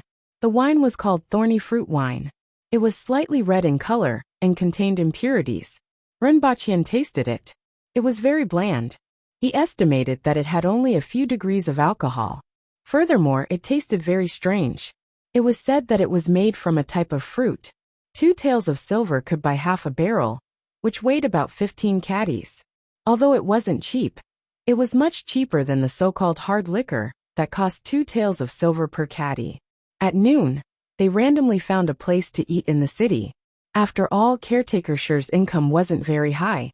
Renbachian was currently relying on the silver rewarded by the emperor. He didn't know when he would receive his own salary. What surprised Renbachian was that there was actually rugiamo in this world. Although the ingredients used were different, it was actually rugiamo, right? The meat sandwiched inside had a strong odor. Although the seasoning was average, the meat was fresh and tender. Renbachian quite liked it. He ate 2 pieces that were bigger than a palm in a row. As for the bread sandwiched outside, it was made from coarse grains. It wasn't very tasty, but it had a unique flavor. During this period, Renbachian also asked about the black mud cream and where he could buy it.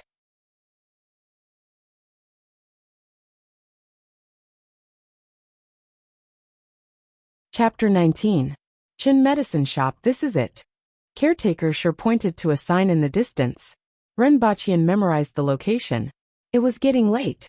He would go there next time to discuss and see what he could use to exchange for the prescription and raw materials. On his way back, Renbachian inquired about this Chen medicine shop.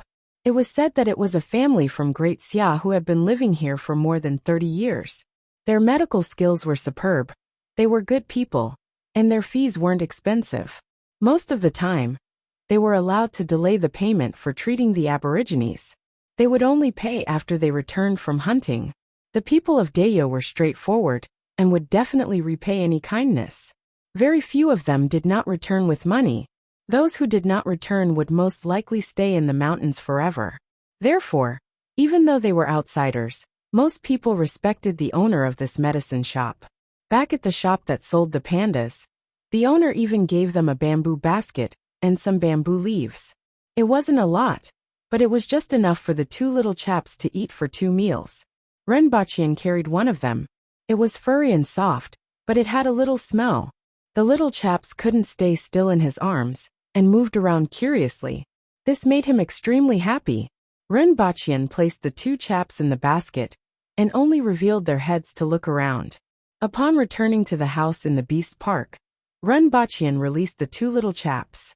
The 2 little chaps stared blankly on the ground for a while before cautiously checking their surroundings. From time to time, they would bump into something or fall.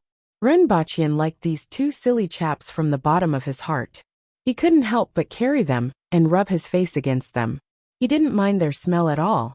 After thinking for a long time, he came up with names for the 2 pandas. The one that licked his face a few times just now was called Tian Tian, and the one that kept falling was called Gun Gun. After naming them, Renbachian was happy again. Most people kept cats and dogs. Warriors kept bears. Wealthy people in the Middle East kept leopards. Renbachian was probably the only one who kept pandas. If he brought them back to the streets, well, what awaited him wouldn't be envious gazes but the police. He took out the food that he prepared and smelled it. There was no problem. However, if he left it for another night, it would probably start to stink. Renbachian went to the ice cellar. After a day, the ice cellar was filled to the brim. All right, let's eat. I will reward everyone today with food and wine. As soon as Renbachian finished his announcement, everyone cheered. Then, he called Caretaker Shi and the other 3 caretakers of the beast park over and moved 3 tables outside. Among them, Caretaker Shi's position was the highest. The other 3 caretakers were 1 rank lower. Renbachian was a newcomer and had the fewest subordinates. Renbachian, Caretaker Shi, and 3 other caretakers sat at 1 table. The other odd job workers sat at the other 2 tables. When the dishes that Renbachian had prepared were sent over, the chef eagerly ran over and asked with a smile, "Caretaker Ren, how did you make these dishes?" Needless to say, it was obvious that he had stolen a bite. "You want to know?" Renbachian laughed. The chef hurriedly nodded, his eyes shining. When the meals are ready, I will teach you a thing or two, Rinpoche said as he slapped the chef's back. All right, let me know what you want to eat in the future. The chef's face was full of joy. Just now, he smelled the aroma of the dish and secretly ate a little. The material was not very good, but the taste was simply endless. After all, the recipe had been improved over hundreds of years, and the ingredients were made with various seasonings. The simple cooking methods in this world could not be compared to it.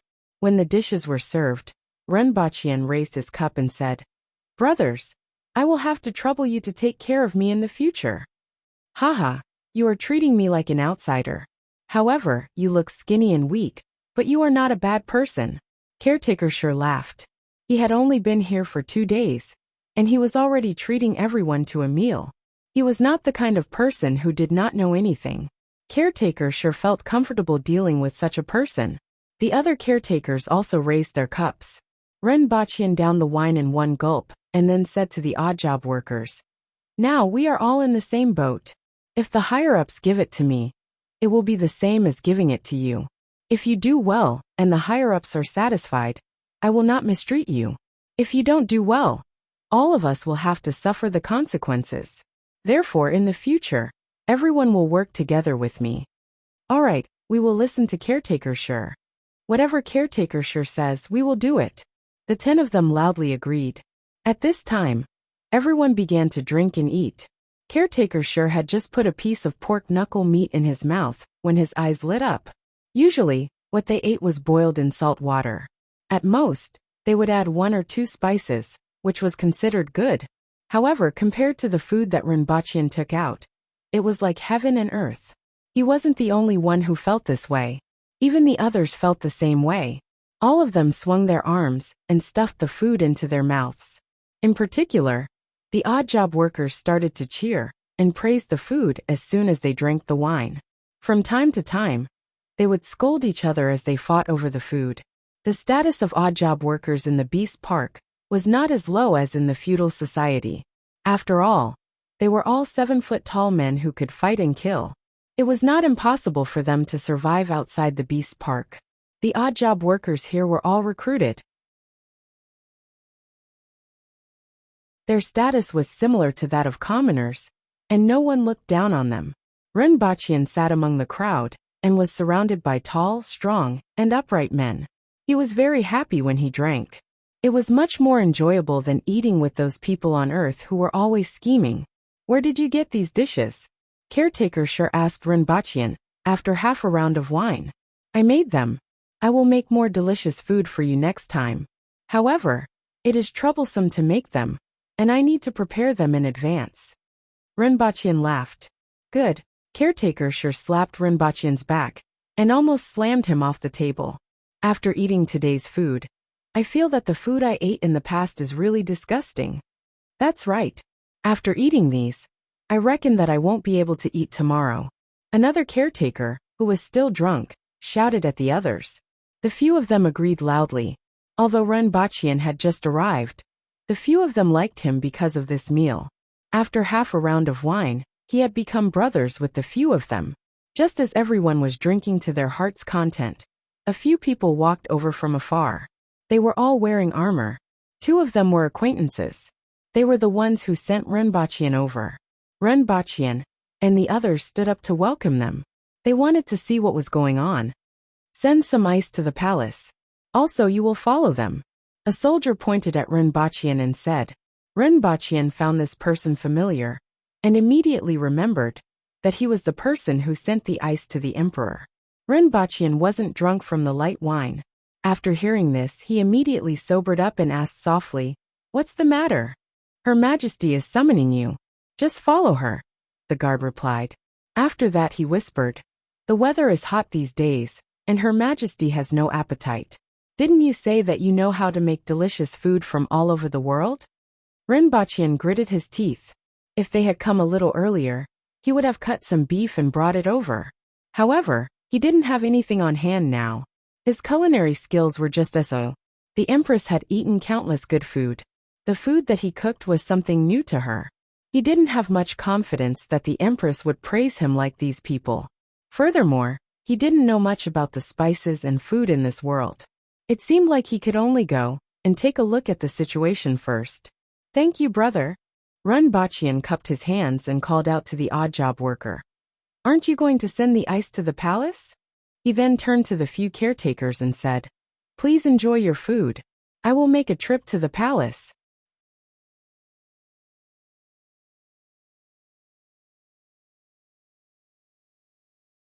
Chapter 20. Rinbachian cupped his hands at the caretakers and called for a few odd job workers to move a cart of ice. Then, he followed the guards into the palace. The palace gate was connected to the beast park. After checking the ice and the guards, he let them in. The last time Rinbachian was here, he was thinking about how to stay alive and didn't have much time to look around. This time, he was much more relaxed. In general, the buildings in Dayo were very rough. Most of the buildings in the palace were made of stone with some simple carvings. It fully displayed the rough nature of Dayo. However, Rinbachian found it interesting. After all, there were too many exquisite gardens on earth. This kind of rough exotic style was fresh to him.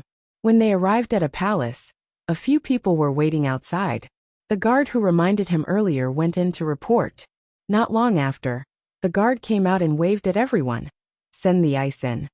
Then he said to Rinbachian, Follow me. After leaving the crowd, the guard said to Rinbachian, Her Majesty wants you to make some exotic food. Do it well. Thank you. Rinbachian cupped his hands. How should I address you, brother? My surname is Sure. Just call me Sure Hu, the guard said with a smile. Brother Sure Hu and caretaker Sure are from the same family? Rinbachian asked curiously. We are from the same village. After chatting for a while, Rinbachian thought of something. Besides Her Majesty, who else is in the palace? I didn't see many people on the way here. There are also some maids and odd job workers. Then there are us guards, Sure Hu said. Rinbachian was slightly surprised that there were no eunuchs in this world. After walking for more than 10 minutes, they arrived at a big courtyard. Inside there were dozens of people bustling about. This was the imperial kitchen of the palace. It was in charge of the emperor's meals. If there were other people from the imperial family, they would also be in charge here. As for the food of the guards, odd job workers and maids, there were other places. The supervisor of the imperial kitchen was a tall and fat man. He didn't know if all the chefs were like this, but most of them were.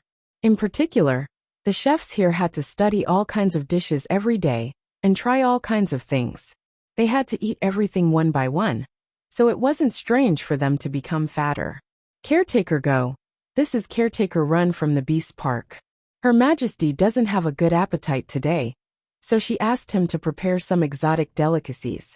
Sure Hu introduced Caretaker Run to the imperial kitchen. Hearing this, the fatty's face was obviously unhappy. He immediately flared up. Since when is it the Beast Park's turn to cook? Who is it for? Caretaker Go, be careful with your words, Sure Hu said in a deep voice. Caretaker Go then realized that his words seemed to be scolding Her Majesty. He hurriedly said, I didn't mean it. Please don't blame me. The weather has been hot these past 2 days, and His Majesty's appetite isn't good. He didn't eat much for lunch today, Sure Hu continued. It's my fault. Caretaker Go lowered his head and said, No matter what, it was the fault of the imperial kitchen that His Majesty did not eat much. As for whether the weather was hot or not, it was not an excuse. This Caretaker Run is from the outside world and is proficient in culinary skills. Hence, Her Majesty asked him to prepare some exotic delicacies. The imperial kitchen receives your orders. Caretaker Go cupped his fists. Then he said to Rinbachian, Come over here, just tell me what you need. I want to see what kind of exotic delicacies you can make. It was obvious that even though he agreed verbally, he still had a lot of resentment in his heart. After all, the imperial kitchen was his territory. The chefs in the imperial kitchen had absolute confidence in their own skills. If a chef were to display his culinary skills, they might be willing to learn from him. However, a caretaker from the Beast Park came to cook for the Empress. This made them feel uncomfortable.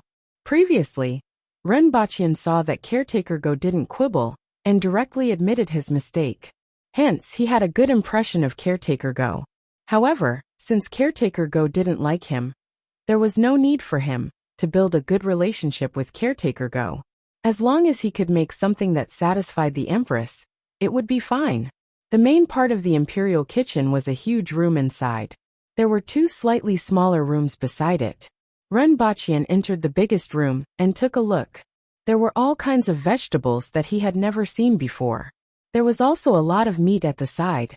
The first thing that Renbachian noticed was the seasoning. He tasted them one by one. Salt, brown sugar, a sweet and sour fruit core, soy sauce, vinegar, a spicy fruit, a ginger rhizome, and a jar of weird meat sauce. These were all the seasoning that the imperial kitchen had. It was much scarcer than what Renbachian had imagined. He reckoned that any ordinary household in China would have more seasoning than this. Just like that, the group of chefs from the imperial kitchen looked at Renbachian with arrogance. They wanted to see what he could make. Renbachian boasted that his culinary skills were average. He definitely couldn't make anything good with these ingredients. As for relying on the taste of the ingredients themselves, Renbachian didn't even understand the ingredients here.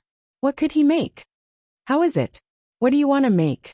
Caretaker Go looked down at Renbachian and asked. Renbachian was slightly disappointed. Just these few ingredients aren't even enough to make zhajiang noodles. Upon hearing this, Caretaker Go got angry on the spot. The whole world is filled with these ingredients. The imperial palaces of Great Xia, the Yun nation, and the Chen nation also have these ingredients. Don't blame us for not having enough ingredients if you are not good enough. Renbachian grinned. His culinary skills weren't that good, but if he ordered all these ingredients, he would have more choices. Furthermore, the imperial palaces of Great Xia, the Yun nation, and the Chen nation also had these ingredients? Renbachian didn't really believe it. You are a chef from the imperial kitchen of Dayo. How would you know what other countries have? Furthermore, I heard that there are countries to the west of Great Xia and to the south of the Chen nation. Maybe these countries can get some seasoning from other places. Even though Renbachian didn't say anything, the non-committal expression on his face made Caretaker Go unbearably angry. The people from your beast park came to the imperial kitchen to cook for Her Majesty. And you still think that we don't have enough ingredients? This is simply too infuriating. If you are capable, then come and manage this imperial kitchen. Caretaker Go forcefully suppressed his anger and asked coldly, "What do you want?" Renbachian shook his head slightly. He could naturally tell that Caretaker Go was unhappy. But your ingredients are not complete. They are simply too few. Seeing him like this, Caretaker Go got even angrier. What do you want? As long as you have it, I can find it for you. If you don't have it, then honestly say that your culinary skills are bad, and get lost back to the beast park. Do you have MSG? Do you have pepper? Big ingredients? Cumin? Sesame paste? Do you have pepper? Cinnamon? Renbachian counted 7 or 8 types with his fingers. Then, he raised his head and asked, "Do you have these? If you can take one out, it will do." Caretaker Go was stunned. After thinking for a long time, he asked Renbachian, "What are they?" Renbachian roughly described the taste of the pepper and big ingredients. After listening, Caretaker Go was furious. "Are you kidding me? You are spouting a bunch of nonsense. I have never heard of any of these ingredients. If Her Majesty wasn't waiting for you today, I would have beaten you out. That's why I said that your ingredients are not complete." Renbachian still shook his head. His expression of "you are indeed ignorant, I am not wrong," made Caretaker Go explode in anger. "Take out those ingredients and let me see if they are really as you said. If not, I will not let you off. Even if I report this to Her Majesty, I will not let this matter rest." Caretaker Go shouted at the top of his voice, causing dust to fall from the roof. The other chefs in the imperial kitchen also followed suit and scolded. "Where did you get the courage to spout nonsense? Don't just rely on the fact that Her Majesty specifically asked you to come over and criticize the imperial kitchen. There is no such thing as what you said. You came to the imperial kitchen to spout nonsense. Don't you know what the people here do every day?" The people in the beast park know how to cook. Caretaker Go was so irritable that he even cursed out loud.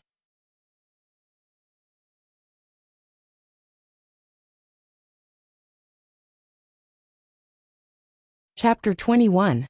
Renbachian wasn't angry even though he was scolded. He said unhurriedly, "What will you say if I take it out? If you really take it out, I will call you Grandpa." Caretaker Go said angrily. "I will call you Dad," one of the chefs suddenly said. Renbachian almost spat out his food on the spot. The entire imperial kitchen quietened down. Caretaker Go looked over with a murderous look. That chef was just casually saying it out of convenience. He didn't expect to hear Caretaker Go's words and become one generation higher. Seeing Caretaker Go's murderous look, that chef was stunned for a moment. He hurriedly corrected himself. "I will call you Grandpa too." Renbachian was overjoyed. "Forget about calling me Grandpa. In the future, call me brother when you see me. I will serve you well when I come. If you can't take it out, I will break your legs." Caretaker Go turned around and looked straight at Renbachian with a murderous look. Caretaker Go was tall and sturdy. Coupled with his murderous look, he looked really scary. In order to increase his persuasiveness, Caretaker Go looked left and right. Then he saw a chopping board that was 10 centimeters thick. He slapped it, and it immediately broke into pieces. Looking at this scene, Renbachian felt a toothache. In this Dayo nation even a chef was so awesome? Fortunately, Renbachian had the confidence to bully the aboriginals of a different world. "It's settled then. I will definitely take it out for you in 4 days. If you try to sneak away, I will definitely hang you on top of the city wall. You won't have that chance." Renbachian smiled and didn't argue with them anymore. After all, he knew that he was bullying them. He couldn't go overboard. He still had a bit of a conscience. After making a bet, Renbachian suddenly thought of something to make. "Get someone to fetch a block of ice from the Beast Park," Renbachian said to Caretaker Go. Caretaker Go looked at him and said to the person beside him, "Go."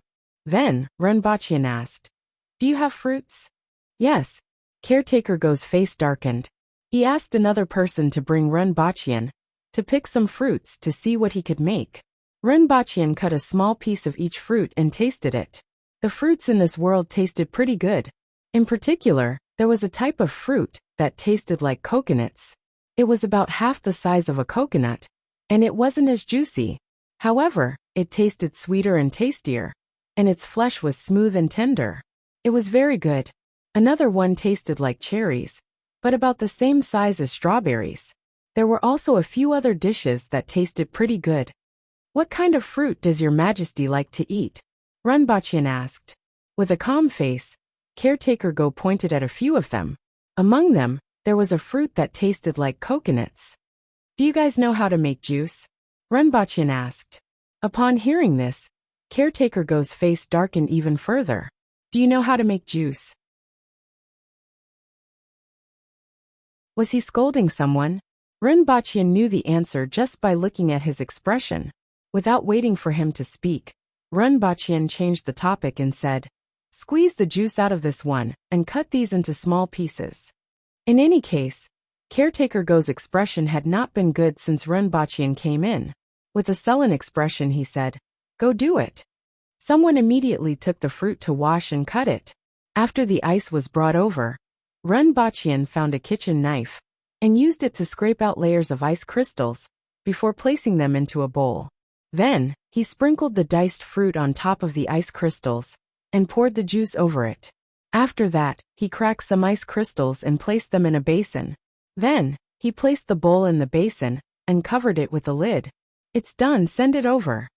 Renbachian clapped his hands and said, "Just this." All the chefs in the imperial kitchen, who were waiting to see what he was going to make, were stunned. After working for half a day, this was it? So simple? Do you even need to do this? Her Majesty's appetite isn't good due to the hot weather. Eating this is the best way to relieve the heat and quench her thirst. After that, she will be able to eat anything else, Renbachian explained seriously. "She asked you to make this? Even a child can make this, right?" Someone blurted out. "The problem is, do you guys have ice? Even if you have ice, can you think of it?" Renbachian said calmly. Someone wanted to refute, but after thinking about it carefully, It was really hard to say. If they had ice, they would most likely freeze the fruit instead of doing what he did. Moreover, they had never seen ice before. He heard that it was caused by the beast park in the past 2 days. He wondered if it had anything to do with the kid in front of him. You spent so much time looking for materials to make this thing. You don't have all the materials, so this is the only thing I can do, Rinpoche retorted confidently. Caretaker Go was so angry that he almost laughed. Send it to His Majesty. If His Majesty is dissatisfied, he will be the one to be punished. It has nothing to do with us. After Caretaker Go finished speaking, he thought for a while and said, I will personally send it over, lest Her Majesty misunderstands that it is our problem. After Caretaker Go took the things away, Rinpoche and the group of cooks were left staring at each other. Rinpoche was bored, so he looked at the ingredients in the imperial kitchen, such as fruits, vegetables, and meat. For those he didn't know, he put them all into his mouth to taste. When Caretaker Go sent the bowl of shaved ice to the palace, the Empress was lying lazily on the couch. There were several basins of ice cubes placed on the ground around them, emitting a dense chill. This caused the temperature in the palace to drop quite a bit. Your Majesty, Caretaker Go took out a bowl from the ice basin. This is made by that fellow with the surname Run from the Beast Park. He emphasized on the words, that fellow with the surname Run from the Beast Park. Oh, the Empress responded lazily. Immediately, someone brought the bowl over to test for poison and taste. After that, the bowl was placed in front of the Empress. What is this? The Empress looked at the thing in the bowl and asked. I don't know either. The Empress stirred it with a spoon and put a little into her mouth. Her eyes lit up. The flesh, juice, and ice were mixed together. When she ate it, it cooled her heart. After eating a few mouthfuls, the Empress nodded her head and said, Not bad, it suits my taste. Is there anything else? Caretaker Go was a little surprised that the Empress said it was not bad. After all, he had seen how it was made from the beginning to the end. It was just shaved ice cubes, and then poured the flesh and juice over it. It wasn't anything special. Yet, such a simple thing suited the Empress very well. However, the Empress didn't praise the meticulously prepared meals in the imperial kitchen. This made him feel somewhat defeated. However, he quickly replied. He said that the imperial kitchen didn't have a complete set of seasonings and didn't cook anything else. What did he say? The Empress asked with interest. He said, Caretaker Go was angry when he thought about what happened just now. It wasn't even enough to make zhajiang noodles. What's zhajiang noodles? The Empress asked curiously. I don't know either. Caretaker Go answered first before saying angrily. However, this person is purely spouting nonsense. These are the only seasonings used. Even the Yin Nation's palace is the same. I haven't even heard of those things that he said. And then, the Empress asked with interest. He said that he would bring it out in 4 days. However, I don't believe it. Even if there are other seasonings that few people know about, they can't be brought out in a few days. I feel that he is stalling for time, Caretaker Go said. Why is he stalling for time? I don't know about this.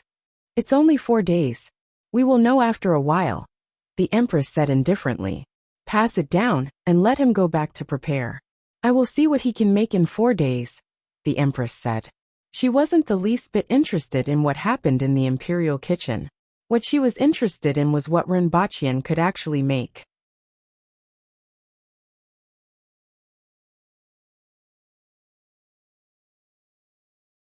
Chapter 22. Rinpoche waited in the imperial kitchen for a period of time before he was brought back to the Beast Park. Go back and prepare. Come back in 4 days. Rinpoche originally wanted to bring some cooked food, but after thinking that the people in the imperial kitchen did not like him, he decided not to look for trouble. It was better for him to go back and learn how to cook for 2 days. Otherwise, it would be embarrassing for him if he did not do well. Although 2 days was not enough to turn a newbie into a chef, he already knew how to cook some basic dishes. If he specially learned a few dishes, he should be able to improve in 2 days. Coupled with the various spices on earth, it should be able to satisfy the Empress, who lived in the palace but only ate those simple spices, right? Even if she was not satisfied, it would be fine as long as it was not unpalatable. When he returned to the beast park, the odd job workers were already lying under the table. After all, they did not drink much, and their alcohol tolerance was not good. Only Caretaker Sure was still drinking alone at the caretaker's table. They can't take it anymore and went back to rest. How is it? Why did Her Majesty summon you? Caretaker Sure was much more clear-headed after waiting for so long. The weather has been hot recently, and Her Majesty has no appetite. I went to make shaved ice. Renbachian laughed. He was very grateful that Caretaker Sure was waiting for him here. He could tell that Caretaker Sure was really concerned about him. What is shaved ice? Caretaker Sure asked curiously. It's ice and fruit juice, Renbachian said. He suddenly thought of an idea. If he opened 2 shaved ice shops in such a hot place, it would definitely be popular. However, he was in the dark about this world, and did not understand anything. If he were to do it himself, there would definitely be a lot of trouble. Furthermore, he had too many things on hand. Things like shaved ice shops were not important to him at all. It would be better to cooperate with others, and save a lot of trouble. And Caretaker Sure was a very good candidate to cooperate with. He was very straightforward, and had a good relationship with Renbachian. Cooperating with him would deepen their relationship. Thinking of this, Renbachian said to Caretaker Sure, Caretaker Sure, wait here for me. I will go and get something good. Caretaker Sure heard this and immediately laughed. All right, let me see what good stuff Caretaker Ren has. Renbachian ran to the ice house to break a piece of ice, packed it in some plastic bags, and brought it to the kitchen to make shaved ice. Not long after, he brought it back. Try it. Renbachian pushed a bowl over to Caretaker Sure. Isn't this frozen? Caretaker Sure laughed. He had never seen ice in his entire life, but he had become familiar with it over the past few days. Now, he would place a spray of ice beside his bed before he slept. Only then could he sleep comfortably. Try it. Renbachian laughed. Caretaker Sure looked at him suspiciously. He stirred the water with a spoon and asked, Is there ice inside? This is shaved ice. Try it. Caretaker Sure imitated Renbachian, and stuffed a spoonful into his mouth. The coldness mixed with the sweetness and sourness went straight to the bottom of his heart. Ha! It's so cold! Caretaker Sure exclaimed as soon as he swallowed the spoonful. His throat was almost frozen. After a while, he took a small bite inside. It's so comfortable. Eating this on such a hot day is really enjoyable. Caretaker Sure, do you intend to make a deal? Renbachian asked with a smile. Deal? I'm just a boorish old man. What kind of deal can I make? Caretaker Sure held the bowl and ate while looking up at Renbachian. He didn't seem too interested. The main reason was that he knew his own business. Caretaker Sure did not have much money, and knew nothing about anything. He could only rely on his salary to survive. I want this. Renbachian pointed at the bowl. This. Shaved ice. You want to sell this to me? Caretaker Sure was surprised. Yes, Caretaker Sure. Are you interested? Renbachian laughed. Yes, but you can make this yourself. Why are you looking for me? I don't know how to do it. Caretaker Sure placed the bowl down and scratched his head. I'm unfamiliar with this place. It's too troublesome to do this myself. Why don't I partner up with you to earn this money?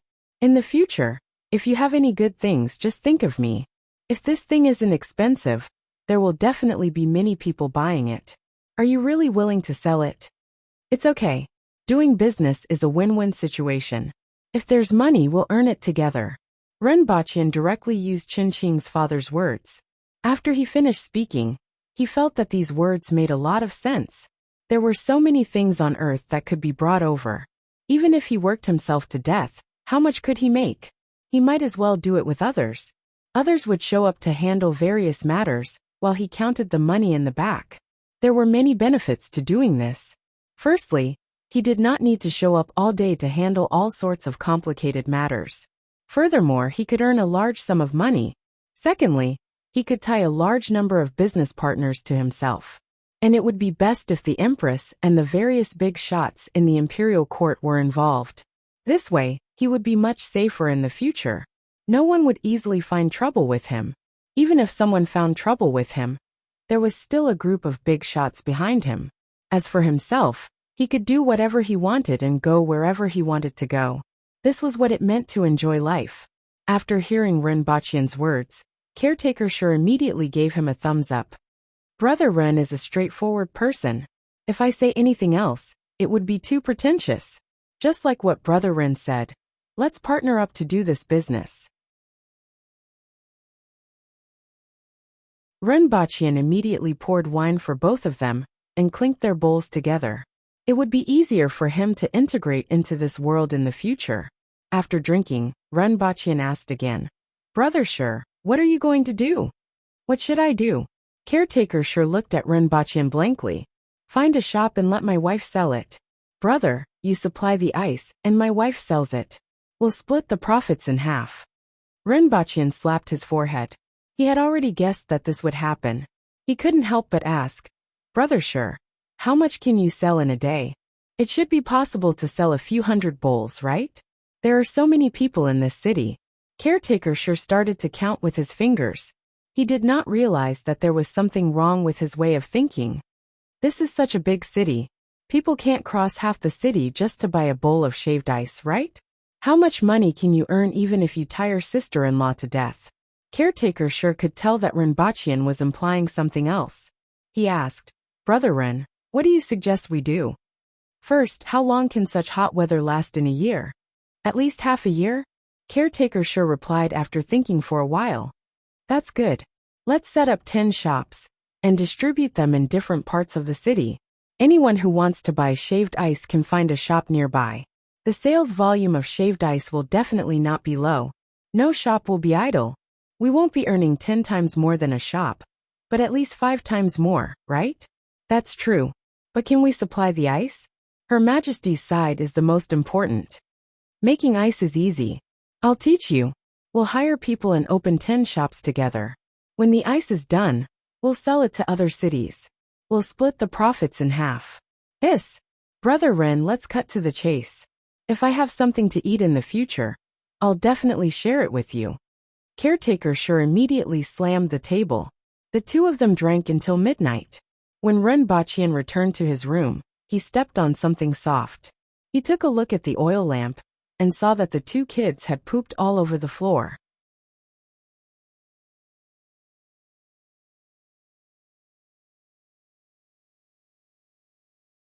Chapter 23.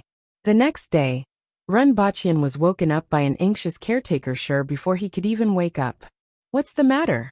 Renbachian asked drowsily. Was what you said last night true? Caretaker Sure asked. About the shaved ice shop? Of course it's true. How can I joke about this? That's it. Let's go out and see if there are any suitable shops. Caretaker Sure reached out and lifted Renbachian up. Brother Sure, just look around. As long as the location is good and there is a lot of traffic, the place doesn't have to be too big, Renbachian said helplessly. Didn't he look for Caretaker Sure to work with him? Because he didn't want to do anything? After Caretaker Sure left excitedly, Renbachian fell back onto the bed. Late in the morning, Renbachian was woken up by a squeaking sound. He initially thought it was the chirping of birds, but when he opened his eyes, he realized it was actually the two little chaps. This was the first time Renbachian knew pandas made such sounds. They sounded like birds. Looking at the empty bamboo basket at the side, and the two little chaps gnawing on it, Renbachian knew they were hungry. However, when he was about to put on his shoes and get down, he suddenly saw a few disgusting footprints on the ground. 2 of them were stepped on by him when he came back last night, and a few were stepped on by Caretaker Sure in the morning. Renbachian gritted his teeth as he walked out of the house. He found an odd job worker and asked where the grass and meat were sent to the beast park last night. Indeed, there were 2 baskets of bamboo leaves there. Renbachian carried one in each hand. It wasn't light, and it seemed to be stuffed to the brim. He went back and poured the bamboo leaves to one side. Then, he carefully cleaned up the floor full of excrement. He thought it was time to let the 2 little chaps out. After breakfast, he gave the 2 little chaps a bath since he had nothing to do. He spent a lot of effort and got himself drenched before he managed to wash them clean. In this world, people used a kind of plant fruit called bath beans to bathe. They were really beans. When bathing, they would be thrown into the water. After bathing, Runbachian found a clean slate and placed the two little chaps on it. Not long after, they were completely dry. This time, he felt much more comfortable when he hugged the two little chaps again. The smell on his body had lessened significantly. Both of Gungun's front palms pressed against Runbachian's face and pushed him back with all its might. He teased the two little fellows for a while before asking for some deer milk to feed the two panda cubs. Seeing the two panda cubs licking the food happily, he finally tasted the joy of raising pets. In the afternoon, he strolled around the beast park and looked at the familiar and strange animals. At night, Caretaker Sure came back. He pulled Runbachian aside and said, "I still can't make up my mind. You have to follow me to take a look tomorrow." Upon hearing this, Runbachian could only nod his head. The next morning, he was dragged out of the beast park by Caretaker Sure. It was better in the morning. It was not as hot as the day. This city was called Lan City. When Dayo was first founded, it was called Jilan. Later on, it was changed to Dayo. That was how the city got its name.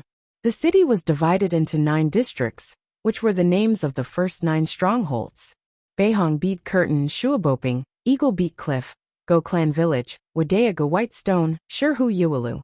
The first 6 districts were mainly residential districts, while the last 3 were commercial districts. Among them, Shurhu mainly sold various weapons, farming tools, and ironware. Shurhu mainly sold leather. Yualu sold herbs and animal bones. This was where Runbachian and Caretaker Sure went to the beast park to buy food.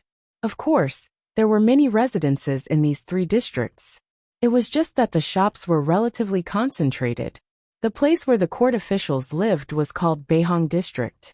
In addition, the street from the main city gate to Behong District was called Jingyuan Road. The best shops were actually on this street. Most of them were foreign merchants who sold all kinds of goods. There were also a few shops opened by locals. Caretaker Sure found 2 shops. One was located in Yualu, and the other was in Go Clan Village. Caretaker Sure's wife and children lived here. Runbachian accompanied them to take a look. The locations were alright, but not particularly good. However, shaved ice was currently the only thing in the market. He wasn't afraid of competition, so he could accept the slightly inferior locations. The most important thing was that these 2 shops weren't expensive. The total cost of each shop, and the courtyard behind it, was only slightly more than 10 silvers a year. Of course, this was according to Runbachian. Caretaker Sure's job was considered not bad. His monthly salary was only 6 taels. This shop alone cost Caretaker Sure 2 to half a month's salary. The 2 shops added up would cost him almost half a year's salary. There was also the hiring of people, so the expenses were even higher. No wonder he insisted on bringing Runbachian to take a look. After all, his salary was used to support his wife and children. After drinking a few mouthfuls of wine, he didn't have much left. This time, he listened to Runbachian and was prepared to bet his son's wife's savings. One of the 2 shops was occupied, but it was ready to leave. Runbachian followed Caretaker Sure and walked around the shop. It was about 50 to 60 square meters. Other than the counter, there were also a few tables for pedestrians to sit down, eat shaved ice, and rest. The courtyard behind the shop was slightly bigger than the shop. There was a small room for people to stay in and store things. "These 2 are fine," Runbachian said to Caretaker Sure after he finished walking around. "All right, this time I will bet everything I have." After hearing Runbachian's words, Caretaker Sure immediately made his decision. After that, the 2 of them walked around the streets and even enjoyed a street fight. Runbachian chose 2 more places. One of them was on Jingyuan Road. It had the highest flow of people. Of course, the rent was also expensive. It cost close to 100 taels of silver a year. This is too expensive. If we sell shaved ice, we will almost lose money. Caretaker Sure saw that Runbachian was interested in the shop on Jingyuan Road, which was more than 100 square meters. "If we only sell shaved ice, we will lose money. How about selling ice?" Runbachian suddenly thought of an idea. Selling ice. Will it work? Also, anyone can make shaved ice at a glance. It's just that they don't have ice. If we have ice, what will happen to our shaved ice shop? If we buy ice to make shaved ice, including the melted ice, we won't make any money. Who will do it then? Also, after the shaved ice is used up, we still have to heat it up. If we buy a piece of ice and install a fan at the side, it will simply be a simplified version of an air conditioner. Yes, let's do that. Renbachyan suddenly thought of an idea. They couldn't make an air conditioner now. But what about a simple fan? There was no need for an electric fan at all. All they had to do was install a bearing, a rubber ring, and a rope in the fan. Then, they could pull the rope downwards, and the fan would rotate accordingly. It looked similar to the yo-yos that could be seen all over the streets. However, this was much more energy efficient than using a fan. Furthermore, it was much cooler. Most importantly, this was something new. Many rich people would be interested in it. If they placed a basin of ice in front, it would definitely be a pleasure in such a hot place. Even if they didn't put ice in, they could still put a basin of water from a well. Haha, let me show you the technology from Earth. The more Renbachyan thought about it, the more he felt that this idea was feasible. He patted caretaker Sure and said, "This is it. I still have some money with me. Let's rent these 3 shops first. I will make something for you to see when we get back." Upon hearing that Renbachyan wanted to invest money, caretaker Sure repeatedly rejected him. "Brother Ren, making ice is your idea. I can't let you invest money again. If you are confident, I will rent this shop even if I have to sell everything I have."